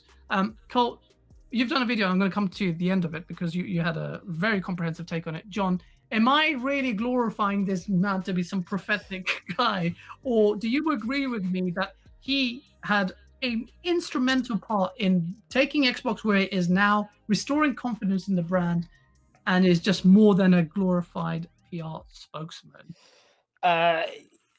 in a short word, yeah. I know that if you were to ask him that, he would probably say and point to his team, because I think there is a marked difference, right? I saw a tweet the other day that someone was playing Destiny 2 and got matched with Phil Spencer and helped Phil do a raid, and took a picture and said, "I just got matched with P3," and Phil responded on Twitter and said, "Thanks for the assist." Right? Tell me when the last time anyone saw Jack Ryan playing a game online. Jim Ryan, Jack Ryan. Jack Ryan. Wrong show. I'm talking Amazon Direct. Wrong show. I love it. But tell me the last time you saw Jim Ryan, an executive from PlayStation, online playing a game with people. No, I can't think of one. Right? Mark Cerny plays games. I think he platinumed Dark Souls or Demon Souls. And he makes games. Which and is he quite makes games because he played a single player game, which is that right. And look at the presence of Microsoft's people on social media. Like they play. I think the team at Xbox play games. So I think that moment, and God, I would hate to be Phil when your CEO says, "Why are we doing this? You're a waste of time." What an argument to try and make. But you're now in a world where Satya Nadella's bonus at the end of the year is dependent upon Game Pass subscriber growth. This isn't, Windows, Azure, Office on Xbox down there, because that's where Xbox used to sit. It used to sit under Terry Myerson in the Windows team, and they got the scraps. They had to follow the directive of Windows. That's why we have the Windows Store, ladies and gentlemen. That's why it sucks on PC, right? Thanks, Terry. But this is a different era now. So I don't want to give Phil all the kudos, but he certainly deserves a lot of it for being as transparent and as open with his audience and his fan base as he is. I can't think of another executive that is as transparent as that, even when they mess up. Yeah, even when they mess up. No, honestly. And Asa, you've been quiet for a while. I'm mindful to get your take on Phil Spencer. Is he the man that I say he is? Is he the man who saved Xbox? Sure, but I'm going to revert back to our friend David Jafar that we had on the show last week. Good old David. And he made a reasonable point about Phil Spencer. So he's been blocked by Phil Spencer on social media for various reasons that he went into in some spice. But he made a potentially fair point that there's not that much evidence so far that Phil can manage the game studios in terms of quality in what they're delivering. And if you want to put that forward as an evidence-based argument, you can look at the Xbox catalog and say, actually, that is a fair point so far. So, given that we've seen Colt's video, hopefully we've all seen at least some of Colt's video. He's very positive on Phil Spencer. I'd like to know what Colt makes of that particular kind of accusation. That he can't run the studios? That's not that he can't run them, but that he's he not got a great quality record of whether it's be him or his underlings. Somewhere along the line, something's going wrong in delivering games. He used to run Microsoft Studios for a long time, and he was actually running Microsoft Studios during their heyday, when the 360 was pumping out great games and groundbreaking games, and they were making groundbreaking deals. So they were doing really well. And then the small, short opening launch window of the Xbox One, when they had a few great games, was because of Phil Spencer. Don Matrix doesn't do that stuff. Yeah. So now Phil does not even run the studios. That's all up to Matt Booty. That's his entire job. Phil doesn't manage those studios or tell them how much funding or do all the quality control. That's all within Xbox Game Studios and led by Matt Booty. So slightly interject, just because this is, I'm saying this on behalf of old David. This isn't actually my point at all. But he was saying that despite that, so you can put that burden of responsibility on Matt Booty, but yeah. So that was what Phil, Jaffe was saying. Like, I mean, he should know. Like, he should know that that's what Phil was doing. Like, when everyone talks about, I want Xbox to be great, like it was during the 360. That Phil Spencer was running Microsoft Studios. So I guess he doesn't know all about that stuff. And I did a little bit of research when I put that video together. I learned a few things. I didn't know he was running it that long. I knew what he was responsible for at certain points, but yeah, there was a lot that went on there. So hopefully Matt Booty is going to do what everyone is hoping and keep quality control. Because when I look at what PlayStation's games, when I play them, I feel like the the overlords at PlayStation all have to take a look at a game before it launches and say, does this meet the stamp quality of approval of PlayStation? Because Jeffy alluded to that. They would ship out entire teams to stay at a hotel next door to the studio and manage that. There you go. You know, and I was told that I was told that PlayStation. I don't think PlayStation does that. I'm like, it seems like they do, but that's cool hearing that they do, because here's a controversial game. Days Gone was not a very high rated game. I really liked it. When I played it, it's not perfect, but it had the stamp of PlayStation quality approval. It was a third, and I don't mean like it's a third person over the shoulder game, but it had, when Deacon breaks into a trunk or a hood of a car or rifles through something, he actually physically produces the animation. And then you play State of Decay by Xbox and they move their hands around and a circle fills. It's major things like that. The shooting's better in Days Gone. The traverse open world is more immersive, and that's something that you find on a lot of PlayStation first party games. And Ben Studio had not done a lot of their own major AAA game development in a long time, and they came out with Days Gone. I think they did a really super good job out the gate with that, and the next one's going to be really good. So I hope Xbox does that. Thing is though, and I'm hoping they do it too, but Matt Booty, and then this interview where there was an interview a while ago where they interviewed all these new studios that were acquired, and they were waxing lyrical about how much autonomy they had, or how they were left to function as they were, and there was no kind of indication that quality control that David Joffe, however you pronounce it, actually there was no kind of quality control thing there, that they are being too nice and saying, look, to develop your games. I don't know. I have no insight into the inner workings of these studios. But John, do you think that there's a risk there that Microsoft are being a bit lackadaisical about the quality thing, or they should be more invasive like Sony are and shipping people out there and say, hey guys, look, what the hell is this? I think Microsoft absolutely do. They have huge Q&A teams and test labs and all sorts of things like that they run their games through. I think I get David Jaff's point on this, because I mentioned it earlier, right? There is a certain quality level to playing through a Sony game that was missing on Xbox. But then if you look at 2020, right, I think Flight Simulator, not a first-party developed game, but it is a first-party game for all wants and purposes, developed by Asobo. That was slick. That was gorgeous. That was a marriage of technology that has never been seen before. It's the entire world recreated digitally, right? It's not an over-the-shoulder walking simulator, whatever you want to call them, but it's still an absolutely quality AAA monster game. Right, it's just a very niche AAA monster game. So I agree with this point. I think Phil Spencer, as Colt said, absolutely was in charge of those studios in the Matrix era, which is why the games were pretty damn good. As he moved out, maybe there was a period of time where he wasn't in charge, and or maybe had to juggle both roles. But equally, this was also around the time that they were completely constrained again by budget. And budget plays an element into, can you ship 30 people out to play a game through from this quality assurance team? Maybe not, right? So I hope, I know for a fact now, Sony has their own internal team for technical assistance, right? One of the big things, and you've seen Phil Spencer, Matt Booty, and other Xbox folks laud about this, about their new network of studios, right? 23 studios. They're going to be talking to each other more, right? They're going to be doing things on a technical level where instead of one studio operating in silo, we're the only studio in Xbox that's on, Unreal. We've not learned anything. We need to go talk to these guys. They meet regularly now. Those studio heads are talking all the time. I think we're going to see that narrative change. I don't know for sure, but I think it's got to be on the tip of their mind, right? Because, do you remember that really awkward Jeff Gertzman giant bomb moment where he's got Phil in the lounge at E3 and he goes, so what's it going to take to stop shipping broken games? And Phil's like,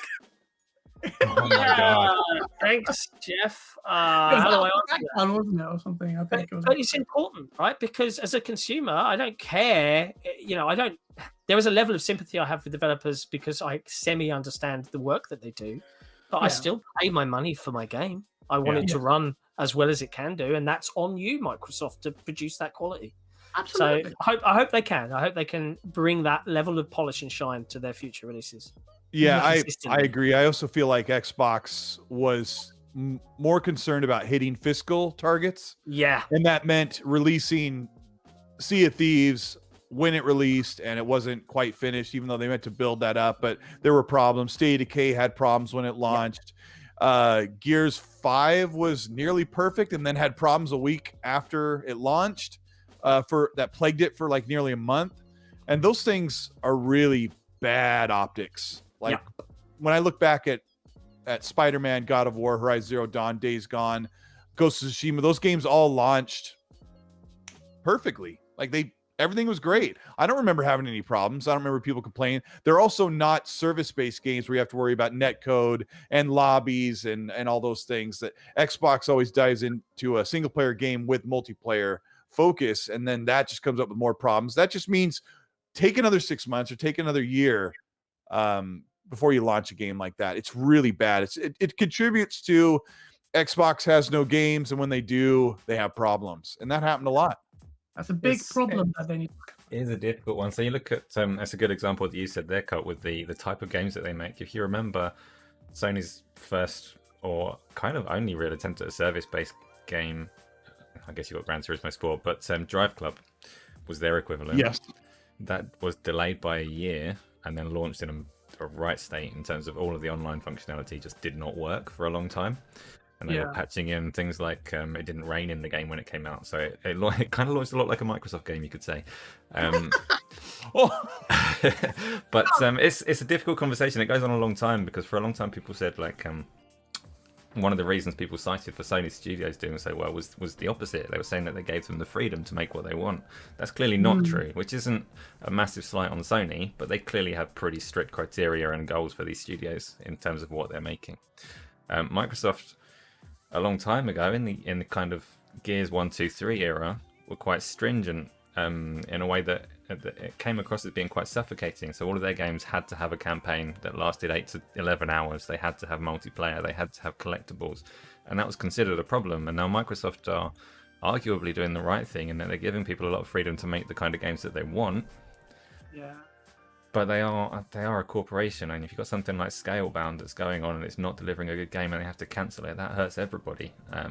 It's really difficult for them to find the right balance in terms of support without constricting creativity. And again, that's another area that Game Pass should hopefully really help, because they don't need to say, we're selling your game for $60, you've got to have single player, multiplayer, collectibles, these bullet points. They can say, you make a game the size that suits you, we'll put it on Game Pass and we'll come up with a suitable model for it.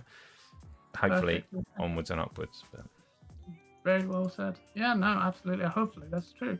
We don't have insight into the inner workings of these studios, but you would be naive to think that Xbox haven't had these conversations already, or these thoughts. Something like a Scalebound cancellation will hurt their wallet. There'll be a stinging reminder of where things go wrong. But yeah. Gentleman who did a super chat earlier, I'm so sorry I forgot your name. This was right at the start of the show. You wanted to know about Blast the Bass. Your memory is so sick. He's one of mine. He's one of my boys. Thank you, Face, for the super chat. We're talking about this Bethesda acquisition, and I think, John, if I'm remiss to be guessing or assuming here, you said next week is going to be interesting. Are you alluding to the Bethesda thing? I think it certainly has a good, solid chance of there being a public announcement / media post with possibly some video talkie-thons in there somewhere, I think, maybe. Ladies Might not be next week. I don't know for sure. He has confirmed to everyone there's a video confirming the Xbox One acquisition and that all games will be exclusive to Xbox. They're not coming to PlayStation. Boy. But so this Bethesda acquisition? What are you expecting? You don't have to be candid. You don't. This is such an interesting conversation. Let me counter this. If Sony had bought Bethesda, would we be having a conversation at all? No way.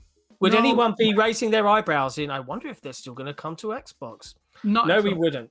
Right? And I'm going to counter your counter and say Sony didn't. Sony are different, and Sony didn't buy Bethesda. It's no, not. they didn't. They didn't. They are different, right? And this, I think Phil said something along the lines, and I'm paraphrasing here, but he said something like, he got kind of annoyed or fed up with the constant, is this coming to Switch or is this coming to Switch? Because they allowed some, not first party, but developers that they had partied with, like Moon Studios with Thomas Mahler and Ori and the Blind Forest and Will of the Wisps to come to Switch. Cuphead was Switch, Cuphead came to PlayStation. Some of these games were allowed to transition to other platforms, and people now think that means every game has the potential to, right? Yeah. Yeah, but did Xbox make Cuphead, and did Xbox No, make they Ori? didn't.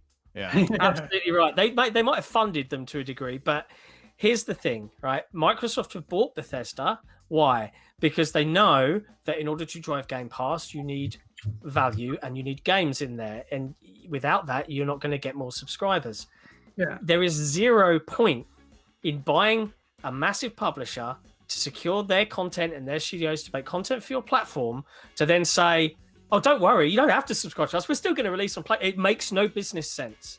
I get there is an awkward conversation to have, right? Because you're going to have to tell a certain subset of gamers that don't like this when it happens to them, because it certainly happens to the other side a lot. Well, there's an insult.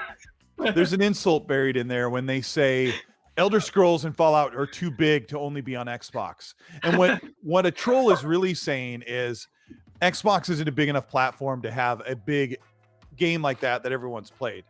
So I think you really show, let me be controversial and say, I think you're showing your massive bias if you fully expect Elder Scrolls 6 and Fallout 5 to release on PlayStation because PlayStation is too big to not have those games. For that specific reason, you mean? If you expect them to be exclusive only because you think PlayStation is too big to ignore, you're showing your bias. Is that? Yeah, and you're showing your bias because Minecraft is the only game that Xbox is a first-party studio that comes to PlayStation. And Minecraft was already on PlayStation and every other device before they bought them, but they went ahead and put Minecraft Dungeons on the PlayStation, which is that's called an edge case on planet Earth, and that does not mean this is the new rule. The exception is never the rule. So when John opens it up and says what everyone says is, if Sony bought Bethesda, would we be asked the same question? Absolutely not. Because when Sony said they were going to grab Starfield as an exclusive, we thought, oh crap, well, I may not ever be able to play that game on my Xbox unless it's timed. So it's an asinine logic that we have to deal with because Xbox has not offered as many first-party games. They've offered way more third-party games outside of Halo, Gears, and Forza. If you look at it, step back and look at what they've done. Like somebody corrected me and said Phil Spencer is in charge of third-party deals for Microsoft Studios. And that's probably true. He probably did way more work bringing games like Epic's Gears and Playground's Forza Horizon, which didn't belong to Xbox back then. And they've done all these deals with Quantum Break, and there was a whole bunch of third-party games on 360 that Xbox Studios didn't make. So BioShock, Mass Effect. Mass Effect, yeah. So this is a new paradigm. In 2018, they created Xbox Game Studios. Those games are being built for the next 3 to 5 years, and we're going to start seeing them after Halo Infinite comes out this fall. Yeah. Shout out to Zorka. He's in the chat. I told you to come get. Is it Zorka? My you God. can come on camera as well. That's a mandatory thing. Apart from Dealer, he's the only exception. But Asa, you were riding around there like that first Exorcist movie where just someone's spraying holy water on you. You were riding uncomfortably, and I know what's coming out of your mouth. Why is Paul Eastwood wrong? Why is John wrong? Nobody's Why wrong. are they So, wrong? My stance being on the fence, but when you say about it making sound business sense, you can make a really solid, convincing, and fair argument either way on a business case. Okay, so you can look at of course they want all that content on Game Pass, and of course that's going to grow the subscription on Game. There's so much to say on this. I'm going to talk about ages. There is. you look at Bethesda or ZeniMax over the last week or so valued Doom, Elder Scrolls, some of their IPs at 7 billion. If you're running a company and you've just acquired 7 billion worth of IP, how willing are you to risk it by reducing the platforms that it releases on? That's one really minor point, actually.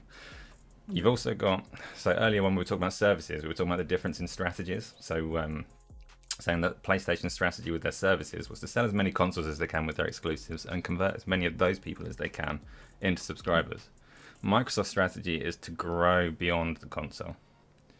And I need to check this. I'm fairly sure it was actually Phil himself who said that their main target at the moment isn't just Game Pass, it's to get people using Xbox services.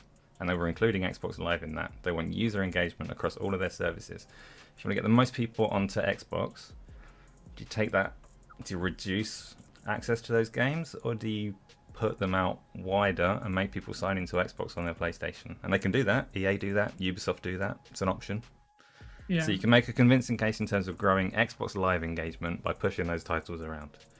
You can equally make a really convincing argument that if they want to push Game Pass, they need to make those games as exclusive as possible and it will grow faster. And it's a really obvious case. So I'm not saying that you're wrong. My point on it is that anyone who is convinced one way or the other shouldn't be, because you can put forward a valid argument either way.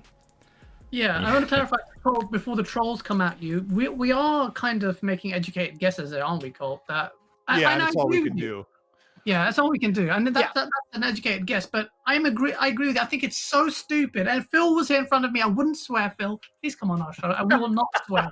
We will not swear. I promise you, we will not say a bad word. He doesn't like swearing.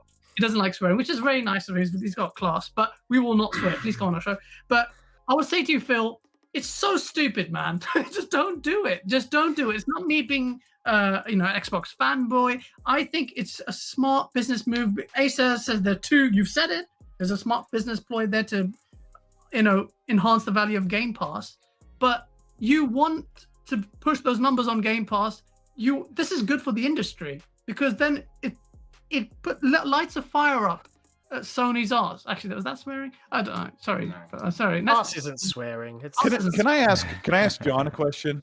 Shoot. Yes. Let me take over your show and ask a question to your panel. This is your show, Cole. Take over. Hey, John. I don't have a set answer on this. That's why I'm asking. Yeah, go on. Can Xbox make more money with Bethesda if they get all of their Bethesda sales within the Xbox console and PC and Game Pass model? So if they make them exclusive, they're only going to make the money there. Mm-hmm. Can they make more money if they sell them on PlayStation and lose out on lots of Game Pass? That's the question. If they keep them exclusive, can they make as much money as they would make if they got a bunch of PlayStation sales at a portion of like a margin, because they have to? I think it could go either way. I get Ace's point. There is a solid business case either way, but I think there are other sides to this coin, right? If they, what message are they sending to their fan base? Right, because Phil's also said, he wants to grow Xbox Live services. Okay, he wants everyone to have the full feature set. You're never going to have the full feature set on a Sony platform or a Nintendo platform. I doubt it. I don't think Sony would let that happen. To be honest, I know you can sign in, but I think there's a key difference there. Yeah. I think it's not just about money, right? If you're looking at Satya Nadella's got a bonus scheme in his pay contract about Game Pass, that's got to be where their focus is. You don't spend $7.5 billion to give to make zero change, apart from that you earn a bit more money. Like you've got to do something in the market. You've got to be bold. I also think that if they don't make them exclusive, and I think there are going to be edge cases, like Colt said. I think they're going to be cases of, you've played Wolfenstein 1 and 2, we'll let you have Wolfenstein 3. You know what, you've played what's the other saga one that they've got that's got a sequel, Dishonored 3, if that ever comes, we'll let you play the finale. But I don't think that even then is going to happen. I think that they have to fight, because there are people like me, there are people like Cole, there are people like Gaz, and there are a plethora of other Xbox-centric folks who want to say, nah, this is ours now. And just if they don't do it, man, the uproar is going to be ridiculous. You look at what happened when they raised Xbox Live Gold. I was going to say, I knew you were right? going to that. Yeah. Oh yeah. crap! Quick, change our minds. Right? That was because everyone was like, I think. I don't know if we were before or after you, but I think every Xbox centric channel within 3 hours was, this is a pile of crap. What are you doing? Yeah, remember when we talked about the reasonable voices that were heard? Yeah, we were among the reasonable voices that were heard. Like, we all collectively, I mean, there's some big verified accounts like Paris spoke up about it, and I know they're listening to people like us. Whether we have 30 followers or 30,000 that are listening. Mike Ibarra said it, man. Yeah. And this is the point, right? Is just picture that moment. Hey guys, we're going to set the record right straight on exclusivity. We're not going to make any changes. I guarantee you, every Xbox centric channel, spokesperson, whatever, is going to be like, why the hell did you buy them then? Yeah, exactly. I will say that now. Why would you buy them? It's stupid. I said it. It's stupid. Don't do it. Microsoft does stupid things. We all don't actually know. I know I have my beliefs. I agree firmly with Colt. I think they will all move to exclusive. You want to play these games? Come invest in the Xbox platform, because unlike Sony, we don't tie you to one box, because you can play on phone, PC, your old console, this value-friendly console, this super powerful console. We give you a plethora of choice, just not that choice. So there's another question that arises about Bethesda. They're keeping their publishing arm intact. So people assume that Bethesda is going to make the choice for Xbox and say whether we want to be multi-platform or not. That's not what the approach is for Xbox. Right now, Xbox Game Studios is at capacity for management. So what Phil and Matt have transferred to is to they're not going to be, as far as we're hearing, they're not going to be acquiring more studios. They're going to be acquiring more publishing arms. So they will grab some publishers that work with some studios so that they can get those games to the platform. So bringing Bethesda and ZeniMax in and letting them self-publish means that Matt Booty doesn't have to manage all 23 studios and do all that work with community management. Bethesda already has their community managers, their outreach people, their publishing team, and everything that goes along with shipping games, which is bigger than we can ever imagine. So the reason why they're staying their own publishing arm is so that they can do that on their own. They already do it perfectly, and Xbox could just reap the benefits of bringing more people into the ecosystem. And I said last night, if we find out about this Bethesda deal in the next week or so, there are going to be 90% of the people in the gaming industry that are either going to be right or really wrong. And I stand with those people. I saw that tweet. Yeah, I stand with those people as one of you. I stand with you as far as possibly being absolutely right or absolutely wrong. And then Paris spoke up and said, we can do better and not brag and disparage the other side of the gaming team who is not going to get Bethesda games. Yeah, so, but okay. Here we go. Take it.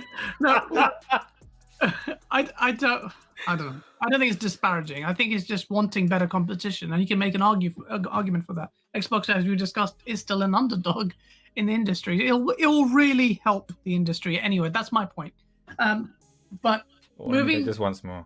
I know we haven't got very long left.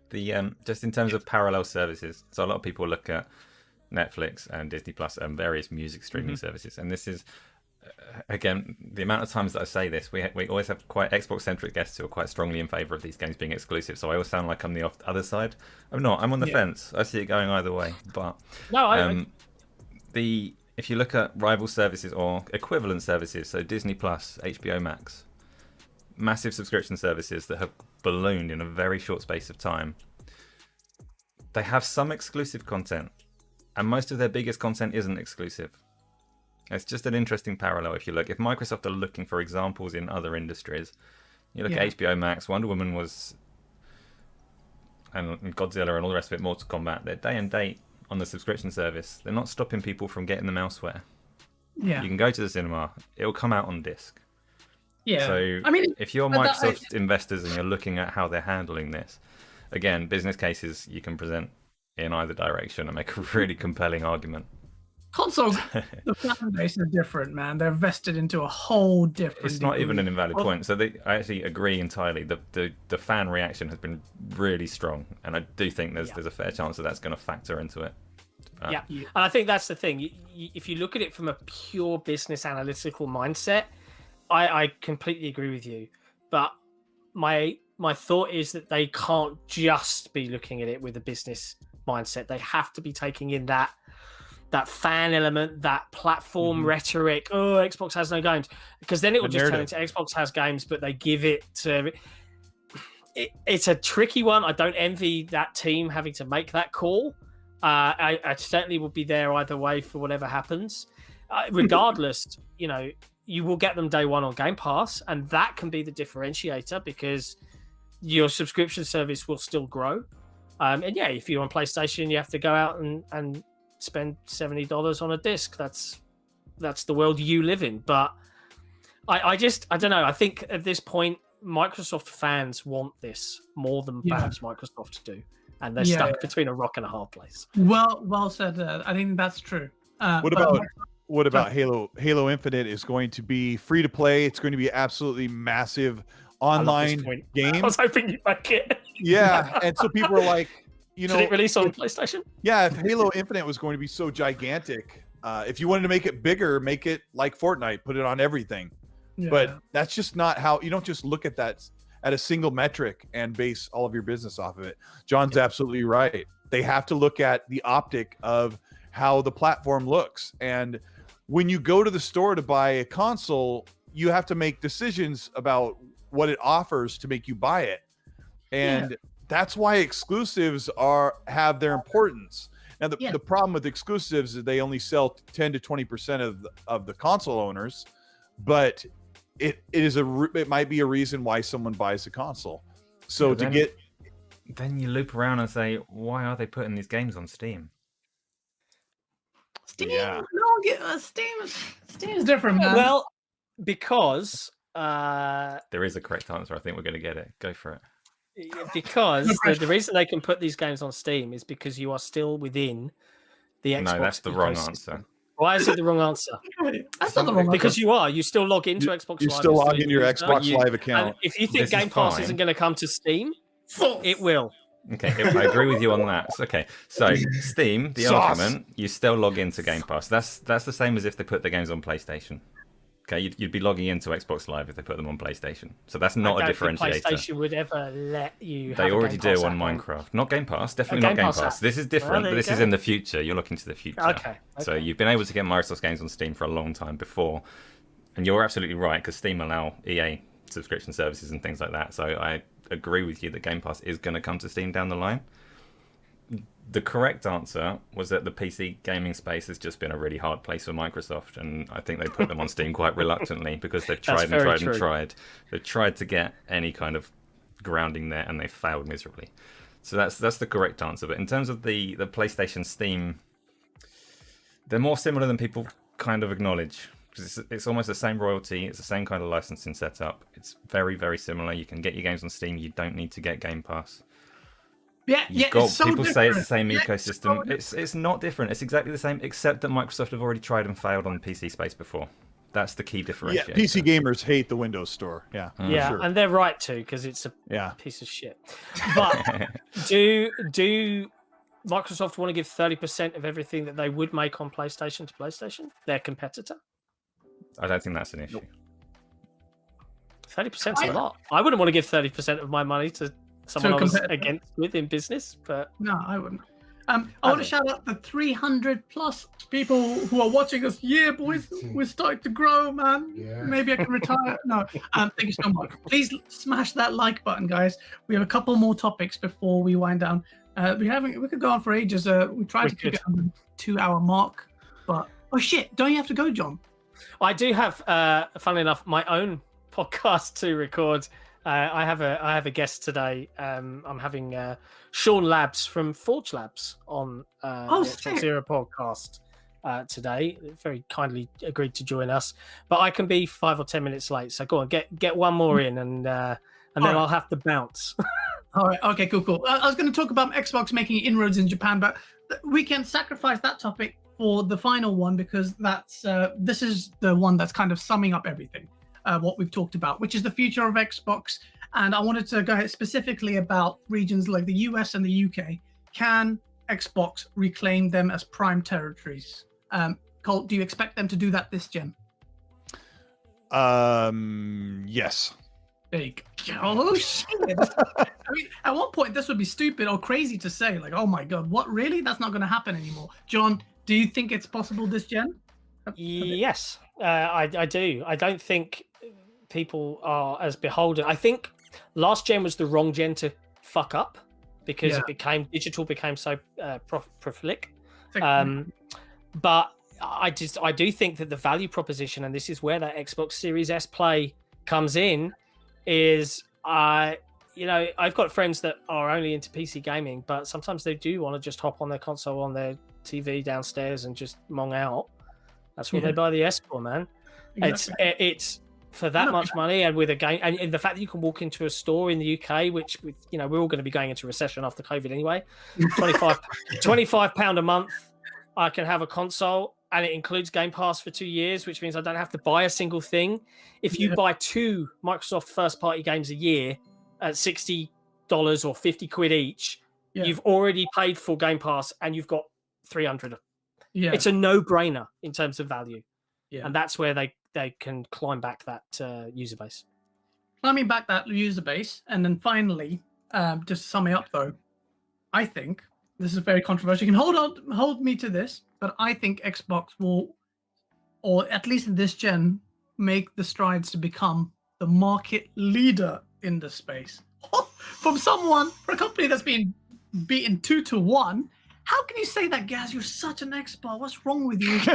But I just want you to clarify it so that I can throw eggs at you if necessary. Market leader in what sense? Console sales, do you mean? No, not console sales is a MAU. And MAUs, man. MAUs, the news. The news, man. Come on, man. This is the new metric. Everyone knows it. The other side of the PlayStation side might want to deride that. Sony are good. They've also said that they want to work in, because that's the real metric. That's the real metric. Xbox may already have won that. You're going to say, hey, so, well, Gaz, why are you bringing this up? No, Gaz, I'm thinking that's weird, because if that's the real metric, then surely Xbox should be putting these games on PlayStation. No, they shouldn't. That doesn't make any sense. And he's got him, folks. He's got him. I'll tell you something, right? If everything, because I have heard some things, and I'm not gonna speak about. I'm gonna be super cryptic. Sorry, but I've heard some bonkers shit.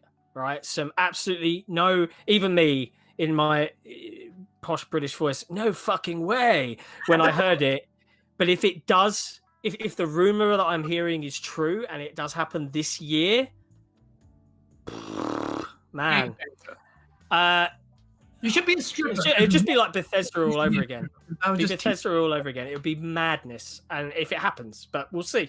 We'll see. Sorry, I was talking. John, it's going to be what? John, I think Nick wants you to go. He's trying to kick you off the show. I bet he is. Hey, bear in mind, Gaz, hey, tell John, get off. This is my thing.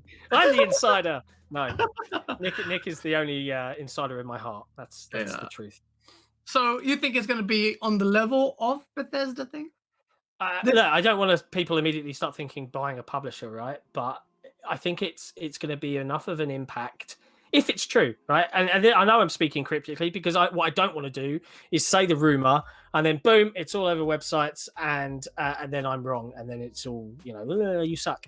So, but if what I'm hearing is true, yeah, Xbox are going to do some mad shit this year, and we haven't seen anything yet. And that's the industry I'm excited for, doing mad shit and seeing crazy things happen. Let's go. This is it, man. This is why I love Xbox this gen. Last gen, I was on TV telling you to buy a PlayStation. This time, I'm telling you, Xbox is the one to watch out for because everything's so interesting, man. And this generation is going to be one of the best ever. So now that I've said that, I'm very conscious that it's 3 minutes past 10 and John's got his show to go to. I will let the gentlemen do their outros. Sorry, Solid Rev could not make it. His internet keeps dying and he keeps sending me screenshots of him trying to get online on Xbox. I don't know why he's doing that. But Solid, hopefully we'll get to see you next time. Guys, it has been immense chat. It's been really good chat, really mature. and nuanced and deep. It's the combination of Mr. Colt Eastwood and his experience and being nice, as well as John creating, and as all of you. You guys are. I'm not nice. You are nice. I thought you were nice. But no, you're both lovely gentlemen. But before we go out, and everyone in chat, thank you so much. There was a lot of trolls. I'll blame this on Colt because he's got a lot of trolls who follow him. It's an Xbox chat. That's what happens to us online. It is what happens, yeah. Oh shit! Sorry, Asante. Sorry, I didn't see your super chat. Let me quickly read it out. Microsoft conceded to Steam, iOS, and Android reluctantly. $10 super chat. Thank you so much for that. They had to admit that those were the dominant platforms. PSN is different. Yeah, Asa, because of cloud, they think they can beat PSN. And that's, and you're not going to get to retort that. So yeah, Asante, you're right. But thank you so much for the super chat. John, it's been an absolute pleasure. I love what you guys do with the Xbox era. I love your Discord. I'm the most immature guy there because I just drop memes. Then everyone's like, "What are you doing?" And then I found a good meme. Yeah, you got to drop memes. But I love what you guys do. But for the people who don't know what Xbox era is, can you tell them who you are, where they can find you, and do your marketing spiel? Yeah, I'll do my marketing spiel quite happily. Head to www.xboxera.com or look for us on YouTube, the Xbox Era. Give us a sub. We've got a forum. You don't have to have a professional email address to join. You can link your Discord, your Twitter, your Facebook, whatever you fancy, and log in that way. And we also have a Patreon. So if you love what we do and you want us to see us do more, you can head there and support us directly. It also has the benefit of turning off ads in the forum, which is always nice. And you can do that for as little as $1. Love you lots. There you go. Boom. Do it. I linked it on the chat. Definitely do it. It's a really clean forum as well, and some notification things that are really cool. Mobile first, baby. Yeah, absolutely. And it's really, really intuitive. That's the first thing I said to Asa. And again, thank you so much, John. It was absolutely lovely having you. We have to have you on again. Thank you for having me. It's been a pleasure. Absolutely. And Colt, I love you, man. Thank you so much for gracing us with your presence, with your knowledge, being nice. And also, I was watching in the chat. Ed, you can wait for a sec. And you were firing shots. You were moderating chat as well. You're multitasking like a madman. It's always a pleasure having you, man. I consider a close friend. Me and Dodge are coming around to try and party up and hopefully not cause your wife to divorce you, because we're pretty crazy when it comes to partying. I love you, man. Thank you so much. And everyone knows where you are, but I have to let you do your outro. Where can people find you? And what's in store with Colt? Because there's some changes coming now. Yeah, there's a few things in store. It's been kind of quiet, but there's some news coming. So yeah, I don't know. I just figured I'd be on camera a little more and get connected with people. And thanks for having me on the show. Sorry, Solid Rev couldn't make it here. He's great. I'm sure he'll be on soon when he gets that AOL disc inserted into his computer. So, yeah, it sounds like he is. Yeah. Yeah, I'm at Colt Eastwood on Twitter and YouTube, and that's where most of my content is. And yeah, it's good. There's always a couple of trolls, but I think people are really on edge right now because Xbox is totally different from what they used to be. And I think when you get used to one certain thing and you get used to making fun of something for a while, and then it starts doing some really cool stuff. If you're really super hardcore, it might upset you and threaten you, and that's okay. But be happy, because while Xbox was not doing very well, PlayStation hiked up their game price 17%. So this is good for everybody. It really is. Competition will normalize the market, everyone. Thank you so much. Shane Toblin says, show us your hairy chest. Thank you so much. Asa, can I let you do the outros because you're much more mature than me? I'll just talk about Source for half an hour. Yeah, Source, we can do that. Yeah, no, thanks everyone for coming. Back to Gaz. That's very dark. Just Twitter, Arsnight, and OnlyFans. What? Yeah, and then he has no OnlyFans as far as I'm aware. Yeah. Asa, sorry, go ahead. Yeah, no worries, that's it. Thanks both guests for coming along. I know you're in a rush to get off, but that was good chat. So everybody watching, I hope you realise I love the Xbox and stuff. Don't hate me. I love PlayStation. All of them, they're great, apart from iPhones. Not a big fan of those, but who knows? Maybe in future. Yeah, that's it. See you next week. Subscribe. Yeah. If you can, actually, it would be really handy if you could just hop on over to our Twitch channel and pop a follow on there, because we do need to grow that as well, and it'd just be really useful if you can spare a couple of minutes.